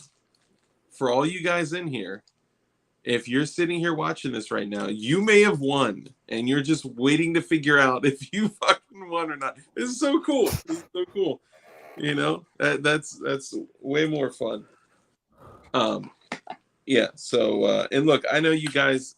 Here's how I know you guys are all, you know, great people. Is like when someone like wins something, like when Morningstar won the other one of these. And I said I wasn't gonna, you know, give away both of them, but whatever. Fuck it, right? I'd rather give to you guys. Um, DLD After Dark likes plastic sacks. You know what? I'll take them. If I were in prison, I would use them much more often. So when Morningstar won the other one, everybody was like, "Congratulations, congratulations! You deserve it. You deserve." It was like, "Holy shit, you guys are awesome!" And to make somebody very very happy, it's a Luigi. I may finally be working out Dark Plastic Sack. That's great. I may finally be working out the DLD glowy blue magazines with the Kim Light Gucci print. So just wait. I know, like, so when I talked about it even being a concept, he like literally was like, "Here's $60. Just like take it and like you know just hold it until they become real." I'm just saying, you have my address. I will totally Yeah, rock those. you You have know, my address. yeah. I think I do. I think it's still on that box. With the painter's tape. Yeah, yep. Painter's tape that was open. Dude, I just got a box the other day. Fucking USPS is like, all right, signature confirmation, which means if the motherfucker doesn't come out and sign it and accept it, you don't leave it. You walk that shit back to your truck and you leave it at the post office till they can come and physically sign for it, right? No. What do? They leave it not even the front of my house, the back of my house. It's like split open on one side and it says it was signed for. I'm Oh like, oh, yeah, who signed for it? yeah. And who are you going to complain to? The USPS, really? Yeah, like The they same don't, the same agency that has a SWAT team for some reason, which I don't really agree with, but bro. Don't get me started on all the fucking crazy shit that we're dealing with right now, bro. I was talking to Flying Rich, right, and I had said something along the lines of like, you know, yeah, like basically, like our government, you know, because I have this little saying that I say, which is your government hates you and wants you dead, and I know that may be a little bit hyperbolic, and I know that may be a little bit aggressive to some, but trust that if you are in this live stream, you're likely of military age, 16 to 60 ish, and you're likely armed, and you likely have abilities that they're scared of. Hold on, more on that in a moment. Live life, brother. Thank you for the super chat. He says, "Did you get Rich's pack out today?" Rich's pack out today. probably package. Oh, so I didn't, but it's for a very special reason. Shit, I don't know if I can tell y'all. So I was You could tell me in the after chat. you know what? Shit, I'll yeah, my post office signs for it themselves. Yep, they do that shit. Yep. So live life. Thank you for the super chat. So I was going to take it to the mailbox to the USPS today. If you guys saw my Instagram, I was literally like making it rain with packages. I got out like 35 packages today for DLDhardware.com. Bro, I'm almost at 500 jigs sold, which blows me away because like it's the fact that there are at least now 500 more privately manufactured firearms out there in the world, and people are probably using these jigs for several. There could be 1,500 out there now just because of the fact that my fucking website exists. And I love that shit. And the ATF fucking hates it. And guess what? Fuck you, bitch. Because I literally, for almost 500 jigs, I have written the ATF on every single one of them. Every single one of them. So the reason that I did not mail out Rich's package today is because Rich is doing some stuff personally, like in his life, and he's mentioned it before. He's selling he's selling his other house in New York, right? And he was like, "I'm gonna have to go to New York." It's like, well, shit. Virginia is on the way to New York from Florida. So why don't you stop by, stay the night, stay the weekend? I don't give a fuck, you know. Um, Shit, pain, peppy. I want to use a 3D scanner to try and come up with a printable jig myself. So hang tight because you're gonna see some shit come out very very soon, and you don't need a scanner. With CADing, you can actually there are a few shortcuts you can do, and some shit's about to come out. Two things are about to come out in the jig world that will only be available on my website. Fuck, I don't know if I'm supposed to say this yet. Fuck it. Embargoed? It's technically not embargoed. It's more like a keep this on the low till it's It's a But verbal NDA. yeah, I mean it's all good. Basically, there are going to be two items that will be available on DLDhardware.com that are going to be fucking mind blowing when it comes to the stuff that's sold on DLD hardware. And they will only exist in that one place. They are 100% custom, they are reusable, and they have like their own custom drill guides. Like, dude, the sickest shit. It's fucking dope, and I'm super excited. And I probably shouldn't say anything else, but just keep an eye out because we realize that people that do 80s don't print, and people that print usually don't do 80s, which isn't completely true because like I do both, right? I'm not like a huge 3D printer or anything, but people that are doing 80s are not going to print their own jigs even if they had the file pre-sliced on a fucking SD card and could get a printer for 99 bucks, which they can. But anyway, be on the lookout because that shit's coming soon. And in the next 13 and a half minutes, I'll be giving away this OTF Swish blade. Swish. But I'm sorry, we were talking about something else too. What was I forget. I don't know. most expensive gun? Oh With yeah, help, I yeah. had said 14 full auto. It was like fucking $29,000. I almost bought that Ruger AC556 for like 12,900. I should have, I didn't. And a Polytech underfolder full auto AK, Mhm. bro. So Yep, fire. yep. There's only one. Granted, it's actually my buddy's Barrett M81. Um, oh, I don't know if it's an M81. It's a Barrett. He tells me all the time, dude, shoot it. You can shoot it for the channel. I'm like, I don't want to touch that. That's more than my life. Like Um, like it's $10,000 gun. I don't want to fucking touch it. And he's like, no, dude, it's gonna be sick, bro. Just shoot it. I'm like, no, bro. I don't want to touch it. I'll look at it. I don't want to touch it. yeah, man. It's guns like that are crazy, especially like the machine guns that are 10, 20, Oh 30,000. yeah.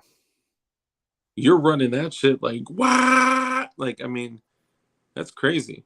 Like when I was down in Florida in July, I was blessed enough to have the opportunity to hang out with Hank Strange and that crew down there with Rich and Babyface and Walter Keller and all them.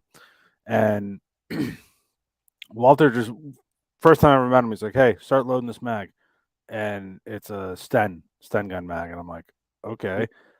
Shoots that. Then I shot his MP5K full auto. Good night, Mike. Oh, oh my god, that full auto MP5K is like Dude, the. It's uh, so nice, but like that gun is a pretty. That's probably the most expensive machine gun I've ever shot. I think the MP5. MP5K.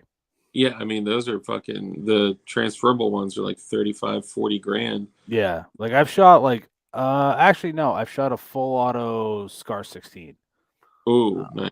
yeah, that was on my bachelor party. It went to Grant State Indoor Range in New Hampshire, and Those are like standard pricing because they're not the pre yeah, 86. it's not a pre 86, so that I Yeah. wouldn't even count that. So pre But I mean, 86 machine guns. I would take a fucking full auto Scar 16S Oh, it over, was fun.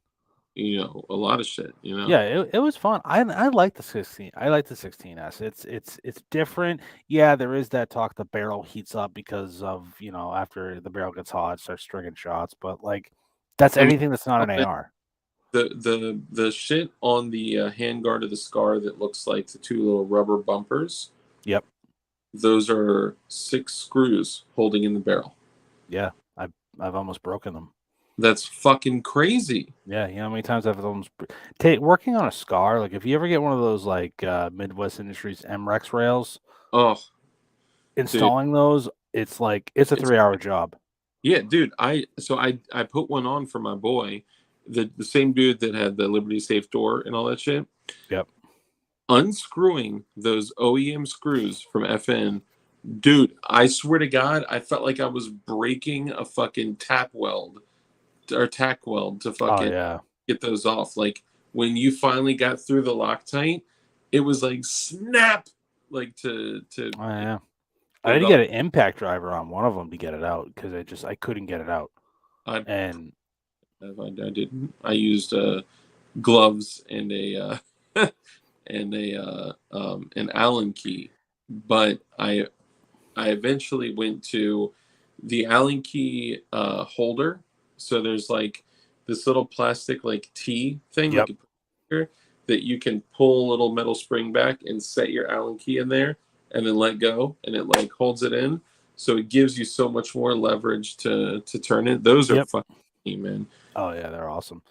Yeah, no, it's the that in the MREX rail for a 308. Oh, it's so beautiful. It's such a great handguard. Makes the Scar 17s 10 times better, but it's just installing that. It's a pain in the ass. Absolute pain in the ass. So I'm the guy that doesn't like those rails. I love them. I think like I would personally rather keep a standard length rail on the Scar 17S, chop it down to 13.5, rock a fucking SBR. Because I talked to some guys that were overseas, like fucking knocking dudes off of motorcycles at 800 yards with a fucking Elcan, 2 to 6X on it. But like, oh, get this. So the same day the day before the whole firework story, did I tell you, did you hear the firework story? Let's No, just say when my neighbors were celebrating Diwali and they invited me to do fireworks with them, I introduced them to uh, white people homemade fireworks. And you got to make that a T-shirt. White people homemade fireworks. Oh yeah, man, that could sell. That's a selling T-shirt right there. it's golden. And that's hell yeah. But they're never gonna invite me over for fireworks again because I was like, yeah, let's. I just need the hot glue to dry in this one. They're like, what? And I let it sit out for like 10 minutes, and I set off a mortar, and it was like boom, boom, boom, like red, green, white. They were like, wow. I was like, check this one out. I lit that shit.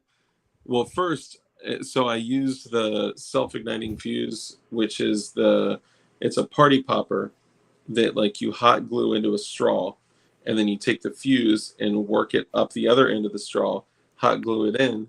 So when you pull the party popper and it goes pop, it lights the fuse for you, right? So it's like a way to make almost like pulling the pin on a grenade Yeah.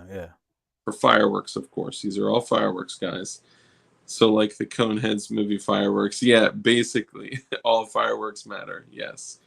So I went out and I pulled the pin, the string on the party popper shit to light the fuse, and the whole party popper came out. And I was like, or the little The tube. wick. Yeah.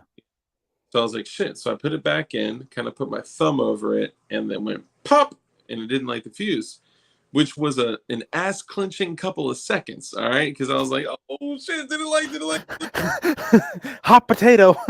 I'm like, yeah, hot potato. And I'm like, fuck, like looking for smoke. Like, oh my god, it's windy. What if it's going right now? But it was like a 12 to 15 second fuse, and I always there's a safety you can. Excuse me. There's a safety you can work into it, which is not that safe, so I'm not going to talk about it. But there's a safety you can work into it, right? And when it didn't set off, I was like, "Fuck it, I'm just gonna take my knife, cut it open, expose the fuse, and then I'll light it with a lighter." So I did that, bro. I swear to God, it sounded like somebody let off like a 10 gauge in a fucking car. Like this shit was like, ooh, like it started throwing fucking flaming shit everywhere. Like it, and it was just a cardboard tube for all the ATF agents listening right now. It was just a cardboard tube. I followed all federal and Virginia laws in doing this. I did it on private property. I immediately consumed it upon manufacturing it, and it was just a firework. That's all it was. But I packed the bottom with paper, and then I did hot glue all over it, and then the hot glue kind of seals it because you do want pressure. And then I did um, potassium nitrate, sulfur, and magnesium, and I did like an ounce and a half of it. And then at the top, there was still like 2 inches where it was too short. So I was like, oh, I'll just take some Pyrex, just poured Pyrex in there to bring it up to the top, and I fucking worked the fuse in there, and then I packed it down with paper, and then I did hot glue all over it. So the hot glue hardened enough to where it would blow and not just poof like sludge everywhere. But I think the paper having like melted hot glue all over it and being like lit, it just fell over. It fell on one of the kids. Like it was not. It So was not. white people fireworks got you banned from doing going to any cookouts, huh? I probably won't be invited to any further further, Festivuses. right? But um there was a reason that I was why the fuck was I saying this? I think we were talking about machine guns, and then you got turned on to fireworks. Yeah, but there was supposed to be a correlation of some sort, and I don't even fucking remember what I was talking about. Yeah, that's weird. Was, I don't know. That's funny though. Oh, Scar 16 Elcan dudes were pegging people off. thank you. Thank you. So the day before that, I'm out on the driveway with my daughter, and we're building a house out of cardboard, and this is a big ass fucking house. Hey, man against the masses, what's up, brother? Um, like this is a big ass house, okay? And one of the neighbors walks by, and he has like a canine looking German Shepherd, and this thing was like fucking 110 pounds, huge. Big boy. Yeah, and I was like, that's definitely the police, right? I was like, Are you a cop? try PLA, PETG, nylon tubes instead of cardboard plate. Okay, so I actually considered doing that, especially because PETG is actually energetic, and a lot of people don't know that. If you take a tube made out of PETG and then take Teflon tape, like Teflon plumber's tape, I Teflon plumber's tape. You take that, literally just dip the plumber's tape into aluminum powder, pull it out, shove it inside, and then cap it with something to just, like paper, cardboard, PLA plus, whatever, and just light a fuse.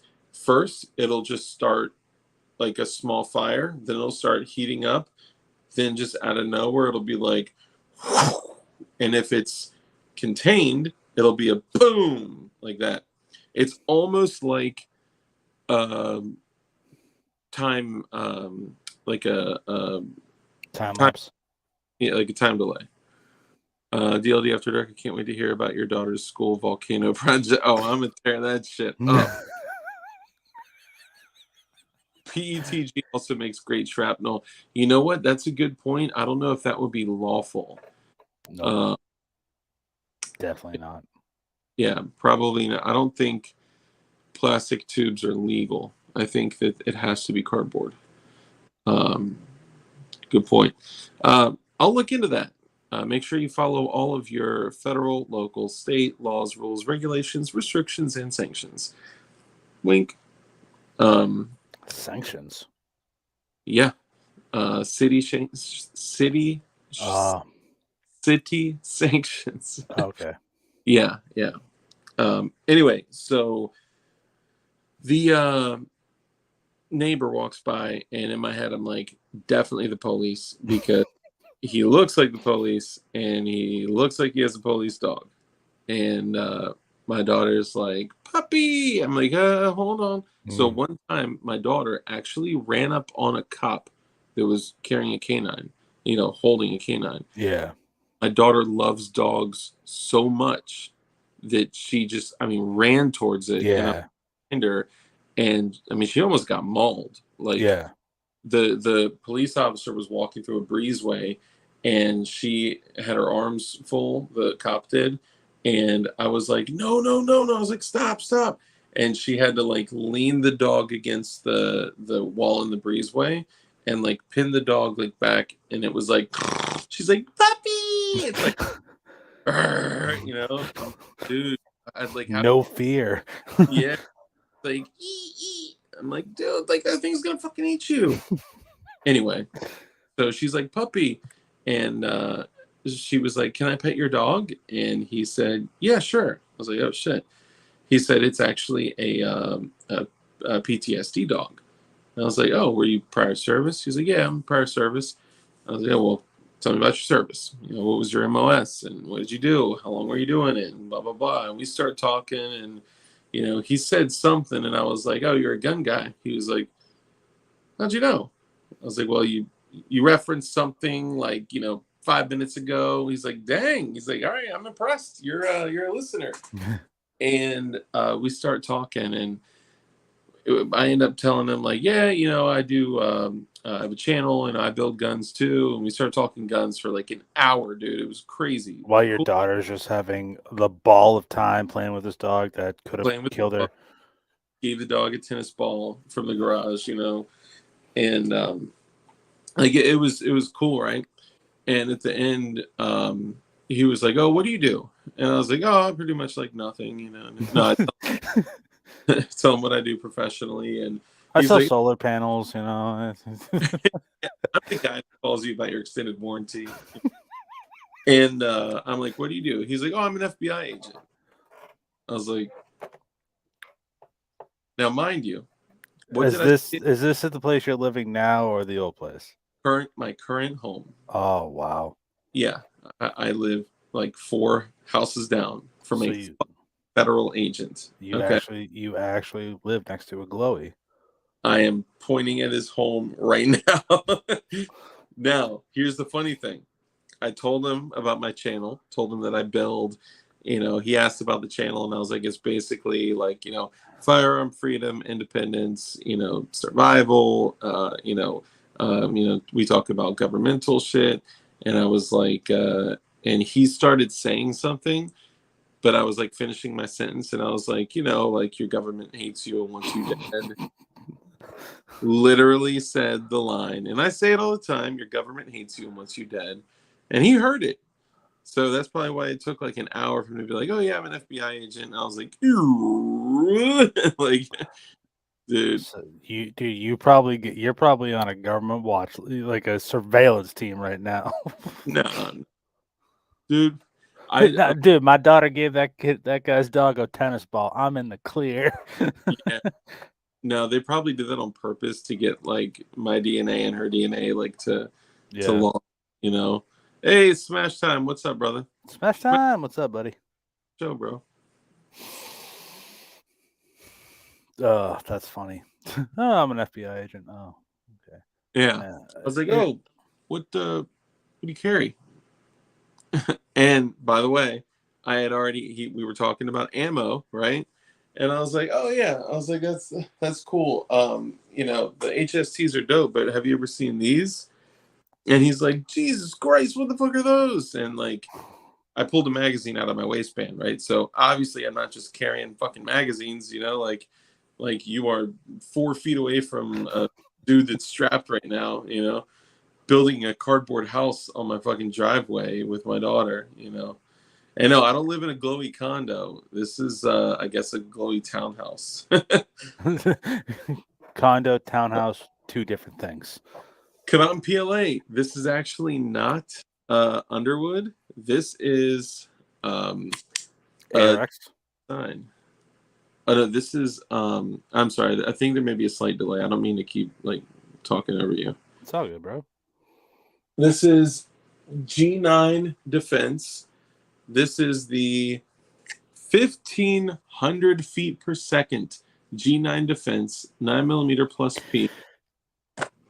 These things are zooming, going 1500 feet per second, and instead of being like a Phillips head, they're shaped like a turbine. So if you guys go watch footage of the G9 Defense ammunition, bro, this shit, when it hits, it's like they call it an external hollow point. It's like, sorry, excuse me.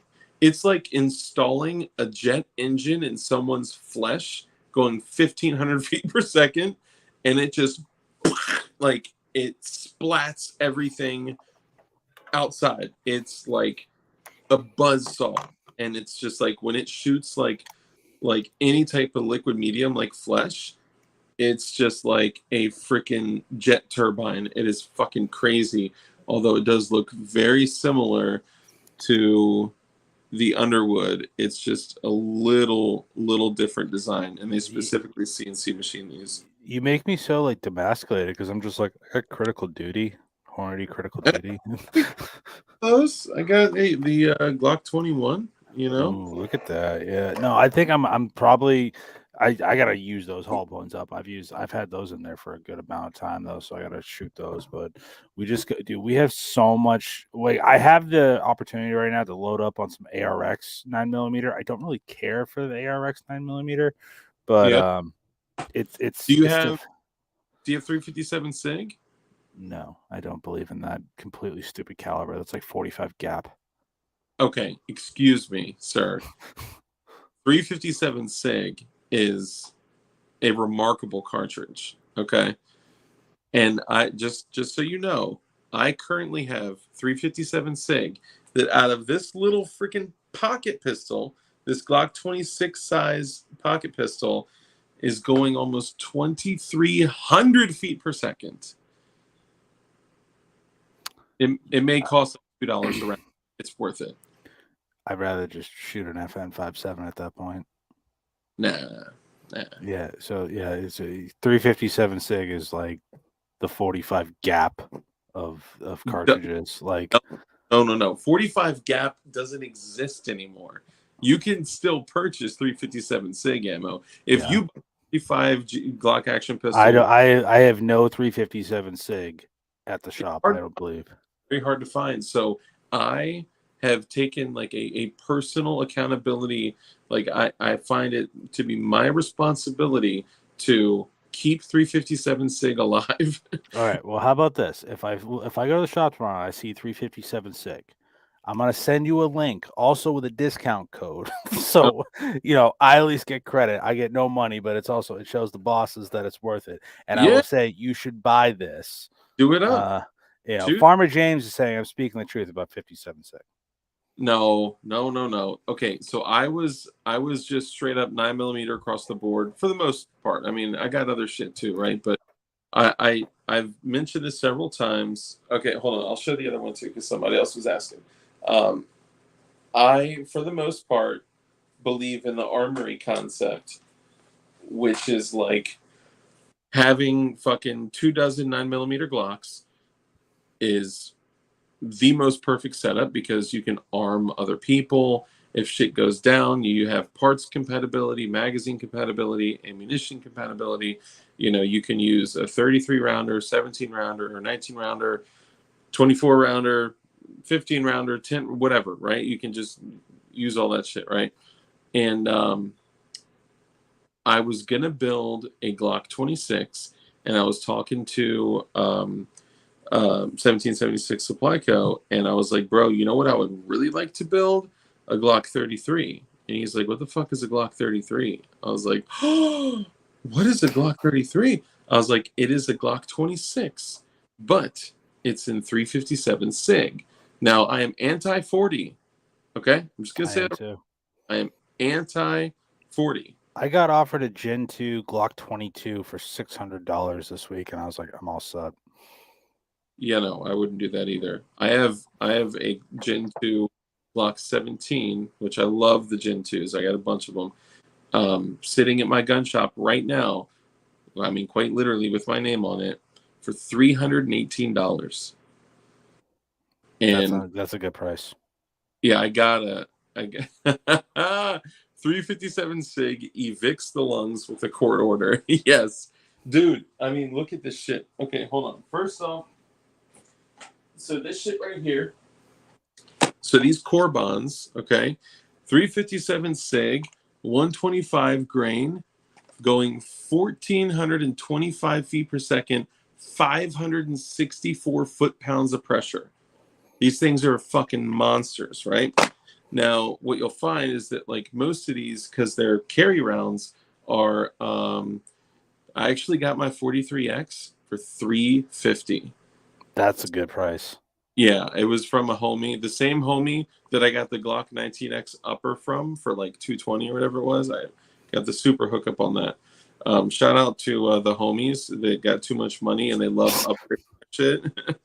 And people that are moving, bro. If you know anyone moving, be like, hey, you got anything you want to sell? They want to sell stuff. Heavy 357 SIG, low flash, 125 grain, jacketed hollow point, going 1,425 feet per second, 564 foot-pounds of pressure. So most of them are about the same, right? Wrong. Look at this shit. Civil defense, Liberty Civil Defense, 357 SIG, 50 grain projectile, going, you see that? 2,300 feet per second. This punches through fucking soft armor, bro.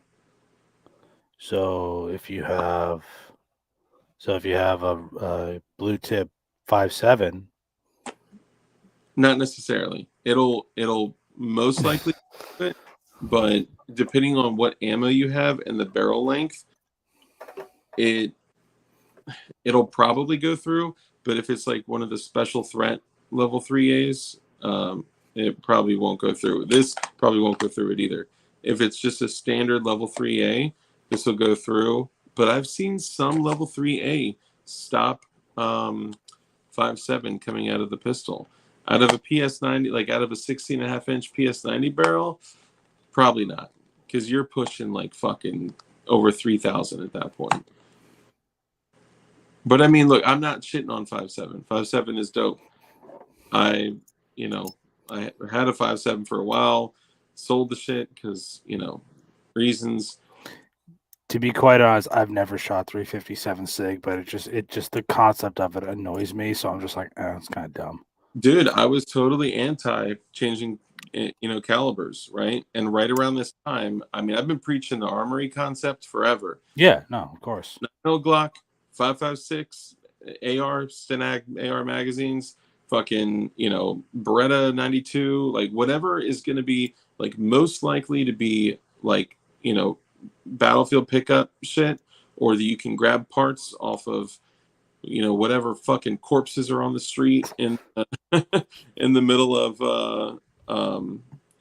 a bad situation.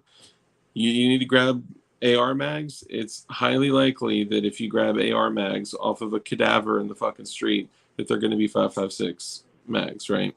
Now, this one is just a toy. Not toy. Um, it's more of a unique special thing that just sits there. But knowing that I can get like damn near rifle ballistics out of a subcompact pistol is fire. I love that. Oh yeah, yeah, definitely. And that's why I kind of stick with. I've been gearing a lot of my stuff towards like Glock, anything Towards that takes a STANAG mag. Because again, say something ever hits the fan and you find some type of Glock. If you have a Glock 19, preferably if you had a Glock 26, take any mag you think of. But yeah, if you take a Glock 19, you find a 19 or 17 mag, you got a mag. Same thing if yeah. you have anything that takes an AR mag. Most times, unless you're like one of those weird people that use like 6.5 Grendel, and but you're not gonna find 6.5 Grendel that much, But you're gonna get that, or and now again with the 320 being more prevalent now, you're gonna see a lot more 320 mags because they're cheaper. Yes, look at that super Live chat. Blood, thank you for the super chat, brother. What do y'all think about the 45 Schofield? Okay, if you have a 45 Schofield revolver, That's you dope. are a fucking pure Chad.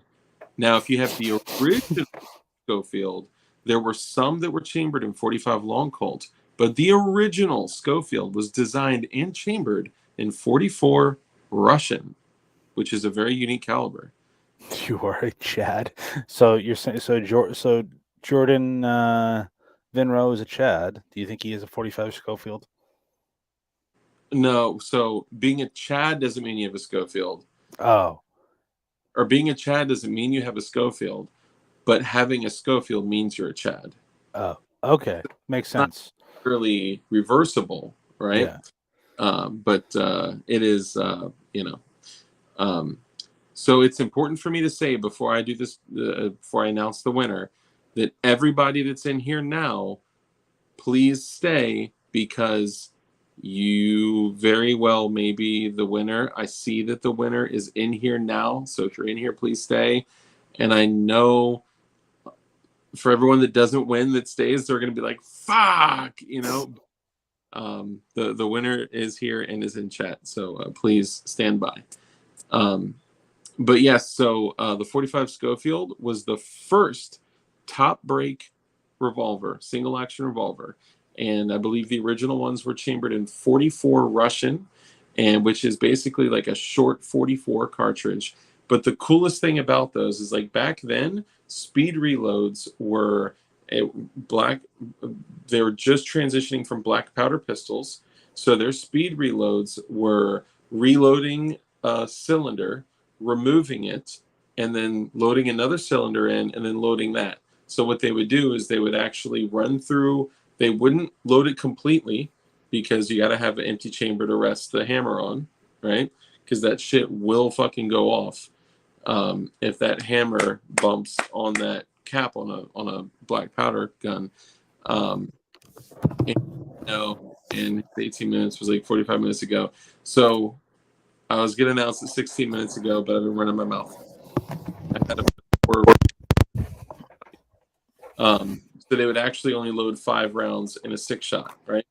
Yep. And what they would do is they would, single action, click, pop, click, pop, run through all 5, and then bring it to half cock, and then fucking pull the pin out, pull the slide, the little piece in the side out, roll the fucking cylinder out, dump it or put it in the pocket or whatever, pull another one out, roll it in, put it back in, put the side little thingy in, put the fucking cylinder rod back in, and then cut. Like that was a speed reload. So when these fools could just take a revolver, thumb the rear sight up, and it would be a lever to basically shotgun the revolver open, and at some point, like 20 years later, they had the auto ejectors. So when you folded it down, the ejector rode up, so you could just like tap them out, and all the shells would fall out. Oh yeah, the Indiana Jones revolver from Last Crusade. I had one of those in my shop one time for a cleaning. It was wicked cool. They're like at least $1,000. Oh yeah, yeah, they're pretty cool. I've wanted one for so long. There's only two revolvers I want. One is that like 2-inch barrel 357 The, 8-shot from Smith and Wesson. the titanium and Yeah, scandium yeah. one, yeah, it looks like a fucking flare gun, bro. I've shot one. One of my favorite customers had one, and he was like, "Can you improve the trigger?" I'm like, "Dude, it's a performance center." So we hooked him up with Dude, that action trigger is crazy. yeah. Well, we ended up hooking him up. It was more for double action, so we ended up hooking him up with a mainspring, the Jerry Michalak mainspring, Yeah, and he loved it. He ended up selling it too, and I was like, "Dude, why would you do that?" And the only other than that, the only other revolver I'd ever want is the the web. Smith, huh? Just, no, just kidding. Oh, The 55 Webley. no, because I'm All not right, I'm watching Peaky Blinders, which is set in the 20s. yeah, Cool. no, I'm all set with that. Is the 629 PD, the scandium frame Yep. 44 Magnum. Yep. Oh, I just talked about that on the last stream. yeah. I don't think people understand how much of a fucking monster that gun is. Oh yeah, it's obnoxious. I got the chance to shoot one because a There's customer brought it in. there's great, so you can only put, because it's a titanium cylinder and a scandium frame, there are restrictions on the grain weight. So I had a two fuck, what was it? A I model. thought that revolver literally was touted to take whatever you put down the pipe. I'm pretty sure that the 629 with titanium. No, it's the all scandium frame PD. It's I know the one you're talking about. No, this one, it literally like it's touted that like you could put any Buffalo Bore 44 Magnum down it and you'll be fine. I think you can only put 240 grains through it. Really? I actually look, but maybe you're right. Maybe there's one. The one I'm thinking of is the titanium cylinder, scandium frame, super ultralight, fucking $1,000 plus, um, uh, 44 Magnum, and it comes with the wood grips, but it also comes with a set of rubber grips as Yep. well from the factory. Yeah, maybe. So I had a. I think it was a model 242, which was the equivalent to a J-frame 5-shot 44 special. That thing, bro, you could eat a fucking bowl of cereal out of those hollow tips. Like, they're so huge in such a small gun. It was either 246 or 242. I can't remember, but it was super rare. I bought that thing for like fucking sub $400, sold it for $450 just when times were hard, like this is way back when, and now they're going for like $2,000-3,000. Oh yeah. Or the sport brands out there saying the 454, the 454 Casull, you know those like massive hand cannons that if you get the special revolver performance center revolver that takes 454, 45 long cold, and I think Yep. 45 ACP with boom clips, like ooh, Yep. that is like a $2,000 revolver. But So the Ruger Alaskan, yeah, they make that movie Fast. Have you seen that? Yep, I've seen that. Yep. Yeah, he rocks the 454 in that one, and that Ruger Alaskan, they used to be like $800. Now they're like fucking 1,500. Oh yeah. The 44 Magnum version has a fluted cylinder. The 454 Casull version, and of course the 44 will take 44 Magnum or 44 Special. The problem is if you shoot 44 Special through it, it gets super dirty because the cartridges, the combustion is happening way back here. May have some issues with accuracy, but it's negligible. But the 454 Casull version is so much sexier, unfluted cylinder, and it's got this line around the whole cylinder, and it says Ruger Alaskan 454 Casull /45 long colt. It's not cut from moon clips for a 45, but I guarantee Oh somebody yeah. cut it. Yeah, that should be fire. Those, I've always wanted one of those, man. Maybe, I wonder if you could 3D print the moon clips. probably, I don't know, possibly. They probably, because they have to be so thin, they probably wouldn't be strong enough. Yeah, that's true. Dude, I mean, have you ever tried to take casings out of a moon clip? Yeah, it sucks. Holy fuck! You need the moon clip removal tool. Like it's crazy. My FUD revolver, the 460 XVR, with full scope, feels like shooting 45 Colt. Feels like shooting 22 CB caps. Yeah, dude, that's a badass hunting revolver. 460. I think Shooting Gallery New England. I think what you just did is you're kind of pushing me. So I'm telling everyone, yo, I want a new pistol. I'm thinking like old school, like HK-USP, like brushed chrome slide and barrel, or a Beretta Inox, or like a Beretta M9A3, or a SIG 226. And I think we talked about this. What's up, Nate D? Yeah, I think I told you to go with the 226 or the P30. So I wouldn't do a P30 because I've had to look down the business end of a P30 before, so that kind of bothers me a little bit. I get it. But the and the placement of the decocker is like a little odd, like on the back of the hammer side is a little odd, but whatever.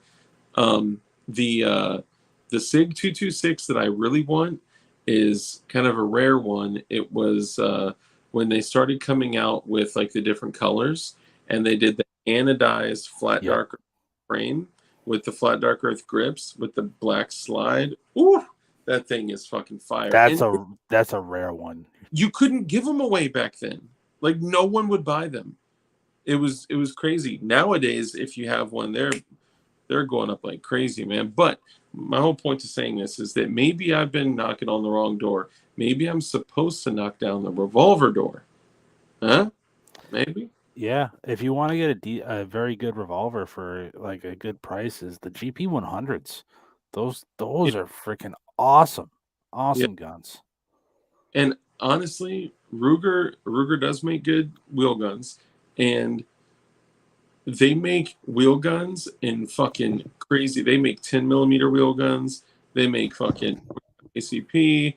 They make 9 millimeter wheel guns. All sorts of crazy shit. Yeah, they don't fuck around. P7. I wouldn't get a P7 personally. Because they suck. Yeah, I mean, They're the stupidest gun on the face of the planet. nope. German hammer fire is where it's at. Okay, what's up, Big Fish? Yeah. All right, so right now, I am going to take this moment to introduce the winner of the tack knives. And guys, first off, I just have to say thank you so much. Like we were pushing like 700 comments over these like I don't know, it's almost 5 or 6 streams, like 700 comments. That's fucking crazy. And actually, shout out to Tactical Turkeys for showing me how to use the comment selector for the random comment selector. Because before I was using the random number generator, where I would actually have to go through and like count shit and then run it like that and be like, okay, it's number 46 or whatever, you know. So shout out to the Tactical Turkeys, which Fish is part of the Tactical Turkeys. Have you heard of them before? Never heard of them. Bro, okay. So you guys got to get connected to do a show together. Tactical Turkeys are fucking awesome. They go live every Tuesday, Thursday, and Saturday, right before I do, like 8:30. They're awesome. Good people. And actually, Fish, while you're here, bro, gobble gobble. Fish, I would like to invite you guys to come on the show as well. And I don't know if you're down like this. I don't think I have a guest lined up for this Saturday. So if you guys want to come on right after your stream, let me know. I could push it to, I'll just start at 10 p.m. And yeah, let me know. Okay, so drum roll for the winner of the Tack Knives fully automatic OTF, which is to show you guys, you get the game nylon nylon little holder here because they include this, which is cool of them.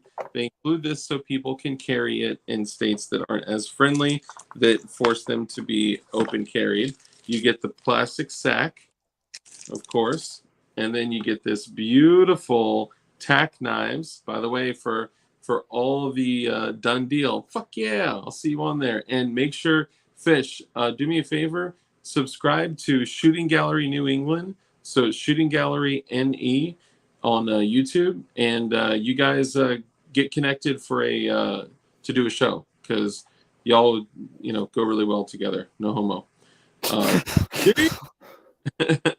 And remember, for all the other people in here that don't win, you can use code DARK to get 20% off of any order at Tack Knives. And they got a deal going on right now.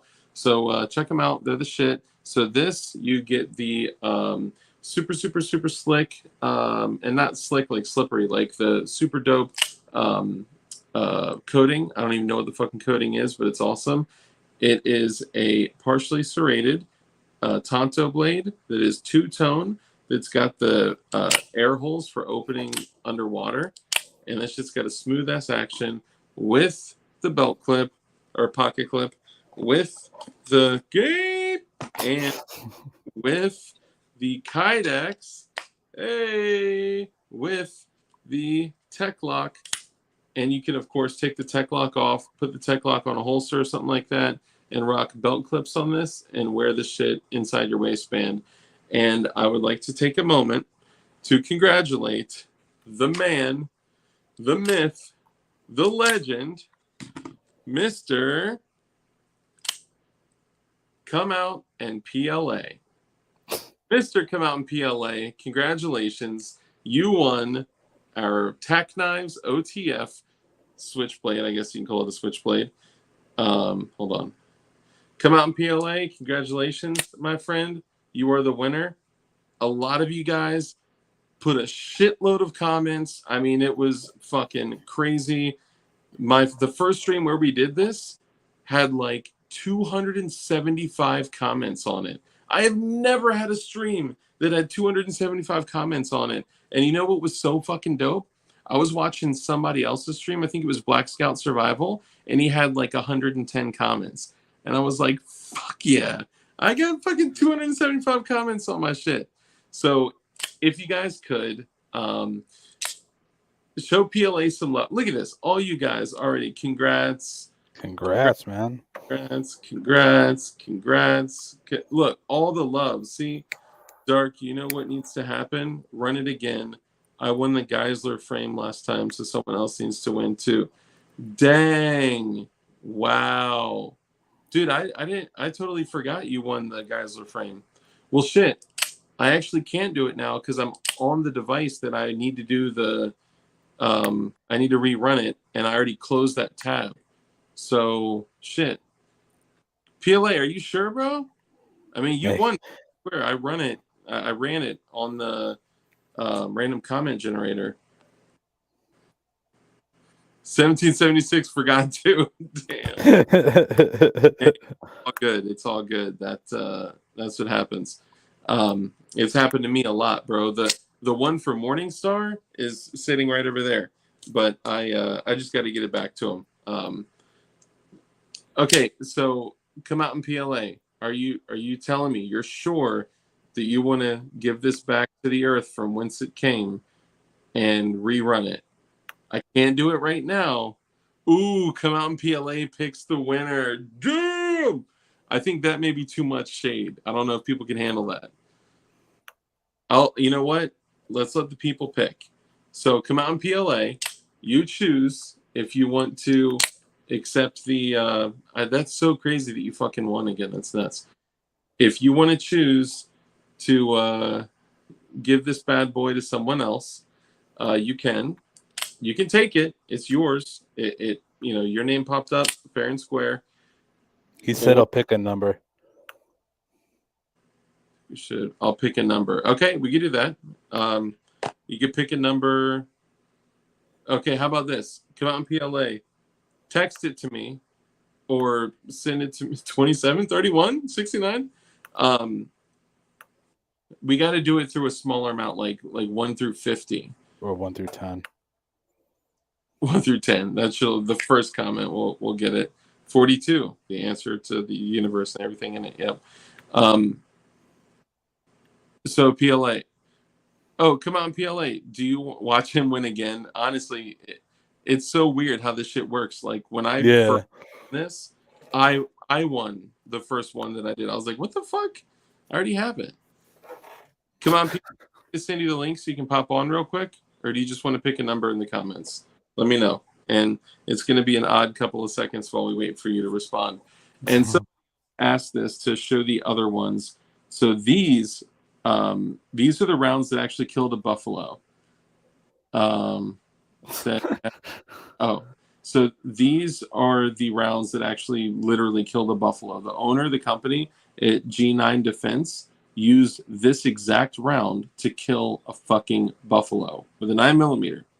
So this is the 124 grain. You see the very, very unique shape to it. This is a 124 grain going 1,550 feet per second. The PSI is so fucking high. I got it, PLA. The PSI is so fucking high that the rear of the cartridge has to be made out of steel, and then the middle is nickel. You see it's separated? Yep. So the rear, the back is steel, is nickel, and then it's copper. All right, so let's do this. So everyone stop putting numbers in for a second, okay?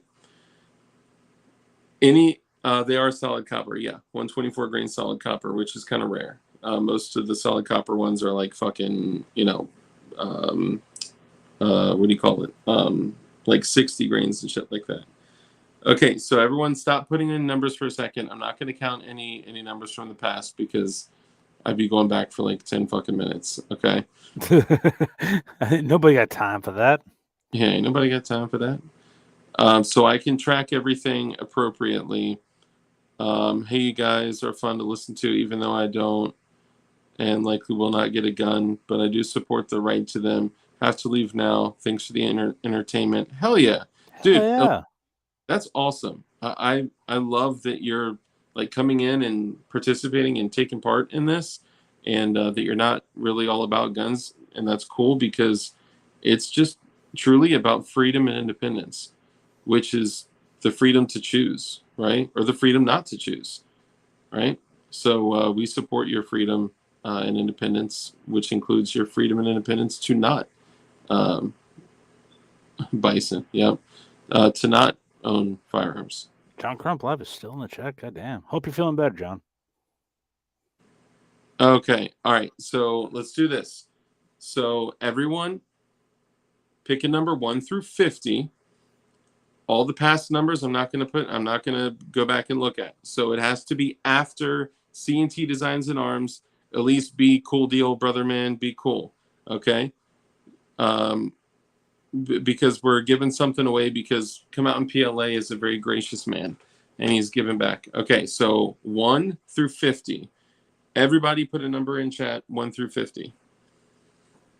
Holy moly. Okay. Hold on. Let me go back. Jiminy crickets. Okay. Hold on. 6, 23, 23, 48, 39, 26. Damn it. My chat keeps refreshing. 42, 24, 38, 49, 13, 29. People that are just coming in are like, what the fuck is going on? We're giving something away, guys. 13, 42, 45, 36, 18, 29, 34, sick a little, 44, 14, lucky number 13, maybe not 99 cents. 9. I'm doing it to fit in. 33, 5, 10. Keep going, guys.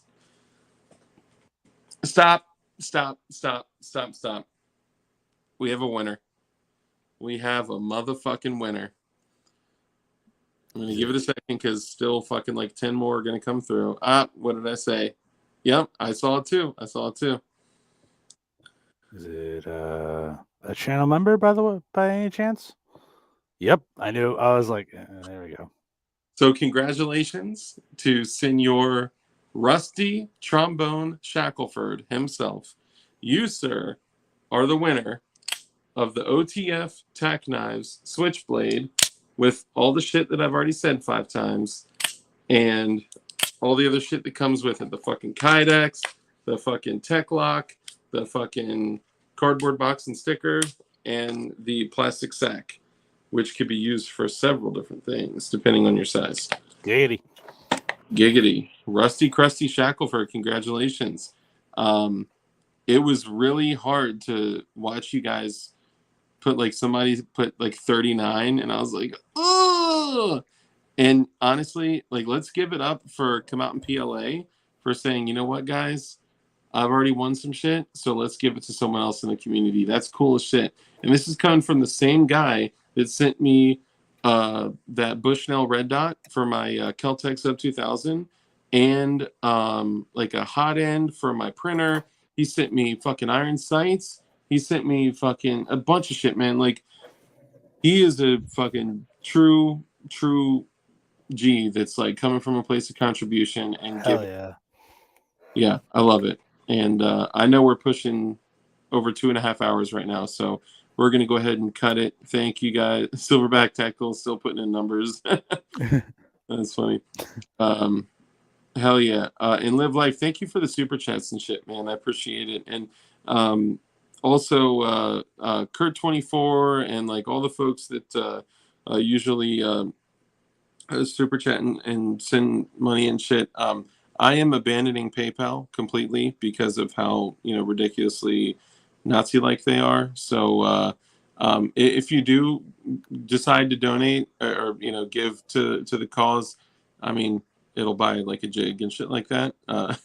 But let's either find another way to give it or let's give it to somebody else or just keep your money, use it to prepare. You know, you guys are fucking awesome. And I'm not worthy of your slave coins. But I appreciate all you guys, man. Seriously, you guys are the shit. And just everyone contributing to everybody else. And it's awesome, man. Love y'all. See, come on, PLA. You're a good dude. So Rusty Trombone Shackelford, do me a favor. Shoot me a message on Instagram. Or if one of the mods could put my email in chat, that would be awesome. Also, hang on one sec. He's going dark. He's going dark. Uh-oh. Dark is going dark. I went fucking dark, y'all. If you guys also want to support the homie, then here's the link to Goonbeam. Since Print Shoot Repeat posted I'm no longer rocking Olights and I'm changing everything to Goonbeams, okay, the price is going to go up. Let's just say that we know it. The price is going to go up. So get your fucking Goonbeams now, bro. I got a table full of Goonbeams right here, and I could not be more grateful for such an incredible product. And I also got the handheld. I mean, dude, this thing is nuts, and love it. Love all my lights, my Goonbeams, my EDCs, my all that shit. You can also support the channel by using code DARK. You can use code DARK on Goonbeam, I think, right? Goonbeam, let me know. You can use, oh man, Dave Philpott, bro, love you, man. I love you too. Hell yeah. Thank you. That actually looked really weird. I'm like kissing. It did. The forehead, yeah, that's weird. Thank you. Thank you. So much. Thank you for the super chat, my brother. And 143. I love you too. Gun community is the best community. Hell yeah.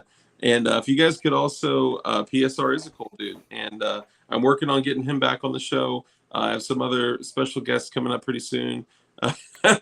He said, my precious, my precious. Oh man, it's like the R-tard strength where like so hard you kill it.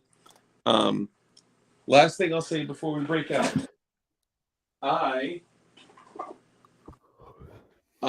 am going to personally work with tack knives to see if we can find a way to give away something like this.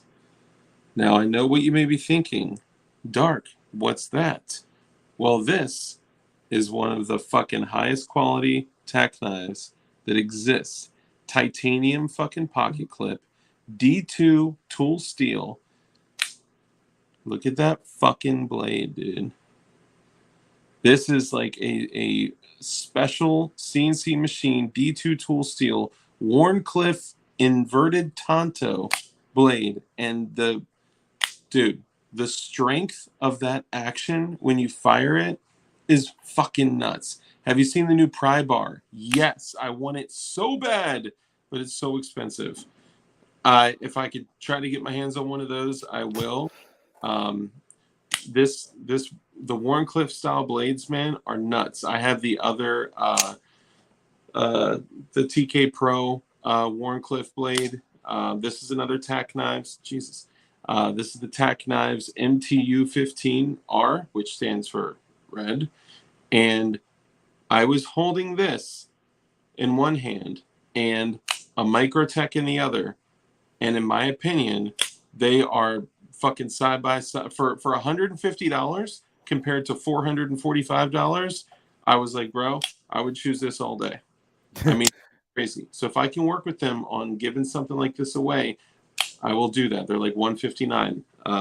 It's not cheap. Like it's not cheap to give shit like this away too. This is like an $80 setup. So you guys doing your thing by dropping comments and shit like that. Hey, 2AEDU, what's up, brother? What's up, brother? 2AEDU is the man. It almost every night I sit and I wonder and I pray that one day I can actually have 2AEDU come on this show. I don't know when it would be. I mean, I've had him on my show. Well, it's clear that he likes you more than me. Oh, he does. I have it on good authority that I am Rod from Aegis Gun Care's favorite YouTuber. He said it on my live stream. Yeah. So I have it, I'm his favorite. It's got to be true. It's got to be true. One day I will have 2AEDU come on this show because I honestly look up to him a lot. The way he has a relationship with like the founding documents of the country, and I learn something every single time that I watch one of his streams. And yeah, man, I honestly I got a lot of respect for 2AEDU, and I've learned more watching his streams than I learned like in history class. Seriously. So respect. Facts. Straight facts. Yep. If you guys do not already subscribe to 2AEDU, you got to. Please go take a moment, subscribe to him. And I'm good. Wife is good. Awesome, man. That's great to hear. And obviously, we hope you're well and family's well. And the little girlie's all good. And my daughter's going to be 6 soon. It's so crazy. Oh, wow. But you just 2AEDU, we gave away an auto knife and doing what we can to contribute to the community. And I think tonight I hit 500 jigs sold. So you guys are awesome, man. Thank you for all the help, support, contribution. I love all you guys. Shooting Gallery New England, before we go ahead and roll out, could you please remind all these great people what you do, where you do it, and where they can find you? All right, awesome. Well, again, guys, everyone in this chat, thank you so much getting me over the 2,000 subscriber hump. I am so blessed. Love you all of you. Love you all. But you can find me on YouTube, TikTok, Instagram, all the social medias and hosting platforms at Shooting Gallery NE.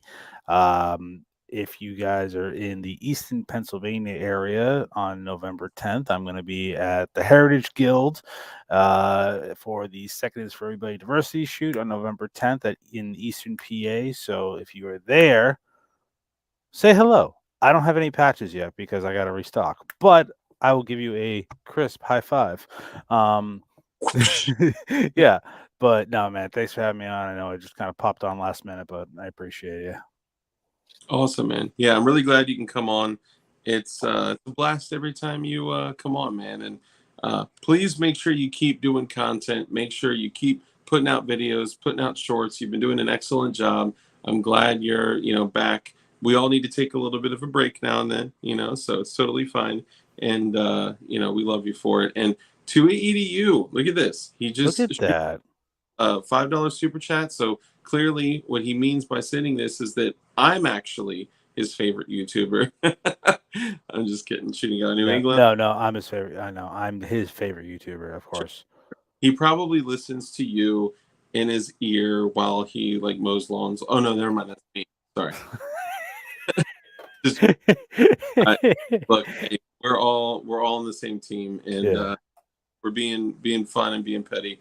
But to EDU, very grateful for your super chat. Very generous of you. Thank you. And he said, awesome people in the chat tonight. And you guys are the best community I could ever ask for. Make sure if support people like TUI EDU, support people like Shooting Gallery New England, support the people in our chat that have channels. And look at this. Nate D just sent a super sticker. If you meant to send a message, let me know. Shoot it in chat, and I'll read it on stream. But thank you, very gracious, and you guys are awesome. Love all y'all. And what was this? Hold on. Dark Sky. Okay, to come into voice chat. I don't know if I do have to wake up a little early tomorrow. Dark's got more jigs than an Irish pub dance off. So if you guys could continue the support at dldhardware.com, I have been selling a freaking massive amount of jigs. I think tonight hit 500 jigs sold, and that means that is at least 500 new privately manufactured firearms that are in people's hands now that are giving people, hopefully they're not using rock slides, but it's giving people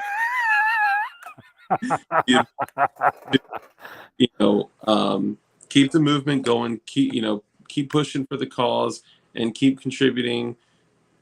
Oh dang. And to ensure that we can constantly make certain that all humans have the right to build modern privately manufactured firearms in the privacy of their own home with no governmental overreach. And TUI EDU says Shooting Gallery New England knows who it is. Wink with a $5 super chat. Dude, he's killing it, dude. Oh my god, I love TUI EDU. Generous. Oh my god, and then CNT Designs and Arms, $5 super chat. Another channel, which guys, did you know Designs and Arms is only at like 250 subs? Yeah. Like we need to get him up to 1,000 like ASAP. So we need to show some love. Go to CNT Designs and Arms. He does awesome streams. He reviews bills. Look at that. Look at dude, that. I still couldn't get him up, but CNT, I'm working on it. I'm still super grateful for the plasma cuts that you did, the super chat you just did. My pretty. I appreciate you, man. He says, I'm thinking about starting an interview called Hanging with Cooper. You should call it Hanging with Mr. Cooper. Yeah, that'd be a dope right there. That would be really good. That'd be dope. I love it. I'll totally do it. All right, so let's go ahead and end on this positive note, guys. We were able to give away an OTF Switchblade, courtesy of Tack Knives USA. Use code DARK. They've been extending their product like crazy. Use code DARK. You get 20% off of your order. And they're friends of the channel, man. They're the homies. And they're just one of us. The dude's one of us. And make sure you support people like Goonbeam. Support other content creators like TUI EDU, CNT, Murph Dog, all these other people. Ron Wayne. Ron Wayne's almost at 20,000 subs. It's crazy. Support companies like 1776 Supply Co. Support companies like DLDhardware.com. You know what I'm saying? On the down low. This stream is sponsored by DLDhardware.com. It's actually not. That's just me. So I'm. You guys get. Oh my God, bro! TUI EDU. Holy smokes! TUI EDU with another super chat. Shout out to the Ron Wayne channel too. Hell yeah, dude! You guys are too much. Please stop giving me money because I feel really guilty now. I'm not worthy. I'm not worthy, but I love all of you guys. You know what? Because of all this, you know what I'm gonna do? I was thinking that I really need to replace this blade because Holy even though hell. it's super badass and awesome on camera, I've been using this to cut shit open for a very long time, and because it's a flat grind blade, it wears out very easily, and the point is basically gone. So I think I'm going to replace this with the serrated version, and it's because of you guys that I can do shit like that. And I'm super grateful for you guys. You guys are awesome. Silverback Tactical Defense. What's up, brother? Tactical Turkey in the house. And make sure that Tactical Turkeys and Shooting Guard New England connect. We got to do this. Hell yeah, dude. And before I do my closing, I'm going to ask you for dad advice. What is some piece of advice that everyone could walk away with, like a sentence or two that's like, man, like that's something that I can take with me and, carry with me, put in my pocket for later. What would you say? You talking to me? No, I'm talking to Ron Wayne. Yeah. Well, no, I don't know if you were asking the chat. Yeah. I would say in times of need, your real friends will show you who they are. And also times of need, you'll find out really who your friends are.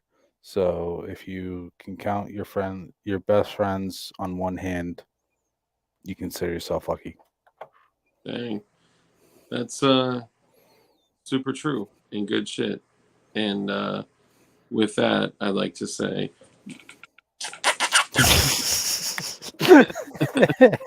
sorry, hugger, kisser. What can I say? Dang, and Tui EDU back at it again. So he clearly likes you more than me. Dude, this is crazy. Shout out to CNT Arms, another $2 super chat, man. You guys are just I can't even it's crazy. You guys impress me with how giving you are every single time. It's super grateful for all you guys, for real. And Yeah. I'm sitting here and I'm looking at like, all right, this channel's like a year and a half old. The guys that I started it with are, just fucking gone, and that's okay, right? Like, and I just so you guys know, I catch shit for that. All right, I still have people hitting me up to this day saying like, "Oh, you started the channel and you got big off of using like other people's like pre-existing fame and you're trash and all this." Let me back it up a little bit, okay? The guys that I started this channel with left, okay? And if the channel stopped at that point, it would have stopped growing or it would have died. I continued to stream every Tuesday, every Thursday, every Saturday. I continued to network, get in with great people, have great fucking people in the community like you guys in chat. Like, it's been incredible. And then continue to do hard videos, continue to do shorts, continue to make and build relationships with companies. And I'm not saying like, oh, it's all because of me, but I'm saying that, I did it because I want to, because I love doing this. It's fun. I love that moment where I sit down and I go to press go live and it's like, it's time to go, man. Like that is like the most energizing feeling that I can get. And it's because I love coming in and having conversations with you guys. And holy shit, David Philpott, another $2 super chat. God first, family second, country third. Hell yes. Hell yeah. That's a good note to end on right there. Yeah, man. Thank you, Dave Philpott. I appreciate you. I just joined the gallery gang too. Got your back, Shooting Guy New England. God damn, 280. Thank you so much, buddy. Look at that, man. The support and the love is thick in the air tonight. And if it's too thick, you won't be able to use this. You know what I'm saying? Anyway, I just wanted to bring that up because there are people out there that, are kind of bringing that negative energy to me and the channel. And I'm never going to let it get me down because I love this and I love these moments and I love this time. And I'm grateful for all you guys that stick it out. And I found this channel when Dark was a guest on CRS Firearms. Wow, hell yeah. These guys are both legit dudes. Woo! Oh my God, dude. Never trust a big butt and a smile. That is excellent advice. Thank you for the super chat, come out in PLA, and I'll say this, and then we'll do our ending. Thank you again. Come on, PLA, you rock. And all of you guys for the super chats. You guys are incredible. I was not expecting all that. Thank you. Like I said, I've been watching Peaky Blinders, and Peaky Blinders is a really, really good show.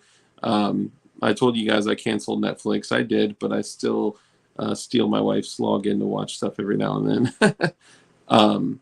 Peaky Blinders is a good show set in the 20s about these ball-ass Irish gangsters that completely took over. Oh my God! To you, holy shit! Never trust Susan Wiki Wiki. So Susan Wiki Wiki is sticky and icky. And if she keeps running YouTube like this, she can catch that blicky. You know what I mean? Whoa. Catch a ball in her hands, like we're playing catch. You know? Just kidding. Love you, Susan Wiki. To you, thank you. Please, nobody give me any more money.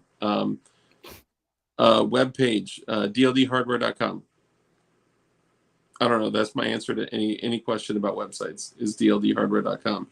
To you, you're the man. Love you, brother. And you do a lot. Seriously, you do a lot. And you helped me in an instance, and I'll share more when we get to like talk offline, but you really helped me kind of come out of a black pill situation, man. And you helped give me hope.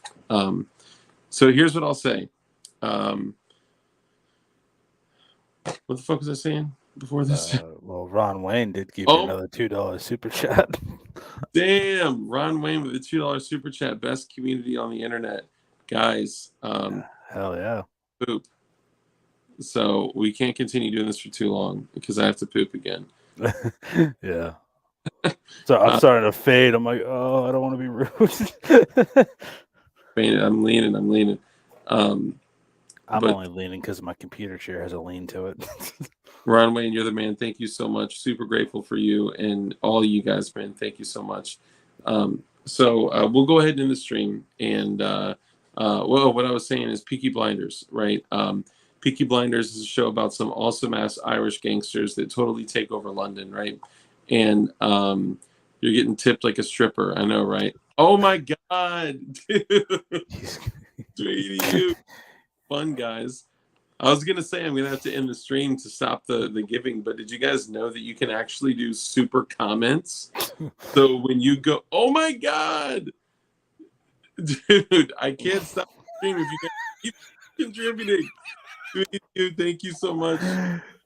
Come on, PLA's comments hilarious. Come on, PLA says, guys, seriously, dark as the turtle head poking. I mean, basically, I'm like trying to sit lightly on my chair. You know what I mean? Come on, PLA. Thank you for the super chat. Oh my God, this is funny. This is awesome. So in Peaky Blinders, they're all badass Irish gangsters that totally take over London, and they say, "Oh my God, Ron Wayne." The end. $2 super chat. Thank you, my brother. Love you, my pretty. He says, "Fast women and slow horses can kill a man," and that's very true. But they're talking about like gambling on horses and stuff like that. Anyway, so let's go ahead and bring it to an end. And just as we do every single time, I just want to say it is such a beautiful thing to look at chat and see like everybody's name in it green. And we've been going for 3 hours and we still got 40 people in here. Somehow, I don't know. But as we end every single chat, I'll end it the same, which is rule number one.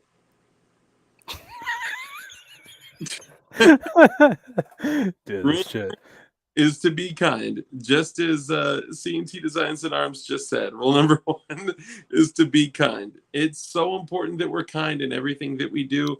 That brief little interaction that you have with somebody could have a huge impact on their world, right? So we have to be kind in everything that we do. And when you go to try to change someone's mind about their thoughts and beliefs on your freedom and independence, the only way you can like even knock on that door to start to crack that nut is by being kind. Okay.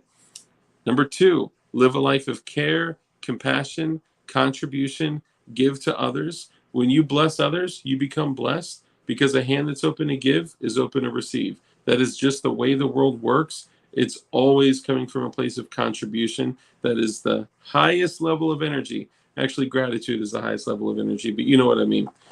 Also, we know that the only way for us to defeat evil is with good men that are skilled in violence. So make sure that you're becoming as highly skilled in violence as you possibly can be. Like Coop going to the Warrior Poet Society training for 2 or 3 days to run the dog shit out of his gun to learn how to be a better steward of the trigger, right? Steward of the trigger. So be here are for replacement pair of underwear. Barton Fake. Dude, thank you. That's hilarious. I'm gonna need it. I really, really have to poop right now. Thank you for the super chat. Holy shizen. This is crazy. No pun intended. And of course, be safe, be dangerous, and keep that thing on you. Not necessarily this thing, right? Like keep a kinetic projectile tool on you. And at the here's what we'll do. We'll go ahead and end by writing your very favorite intro as the outro. And if you guys could go ahead and comment the second that this drops, if you comment, I'll be doing other giveaways and shit. Why the fuck not, right? It's a thing that we do. We give to people, right? So let's give to each other. Love y'all so much.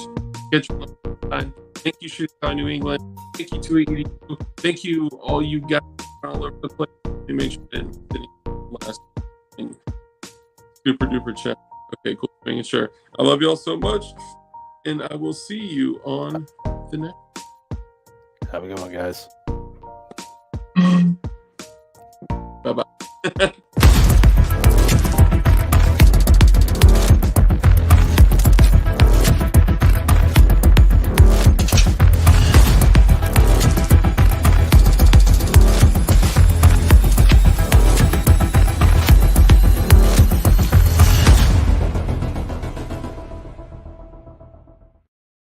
And DLDhardware.com and DLDhardware.com and DLD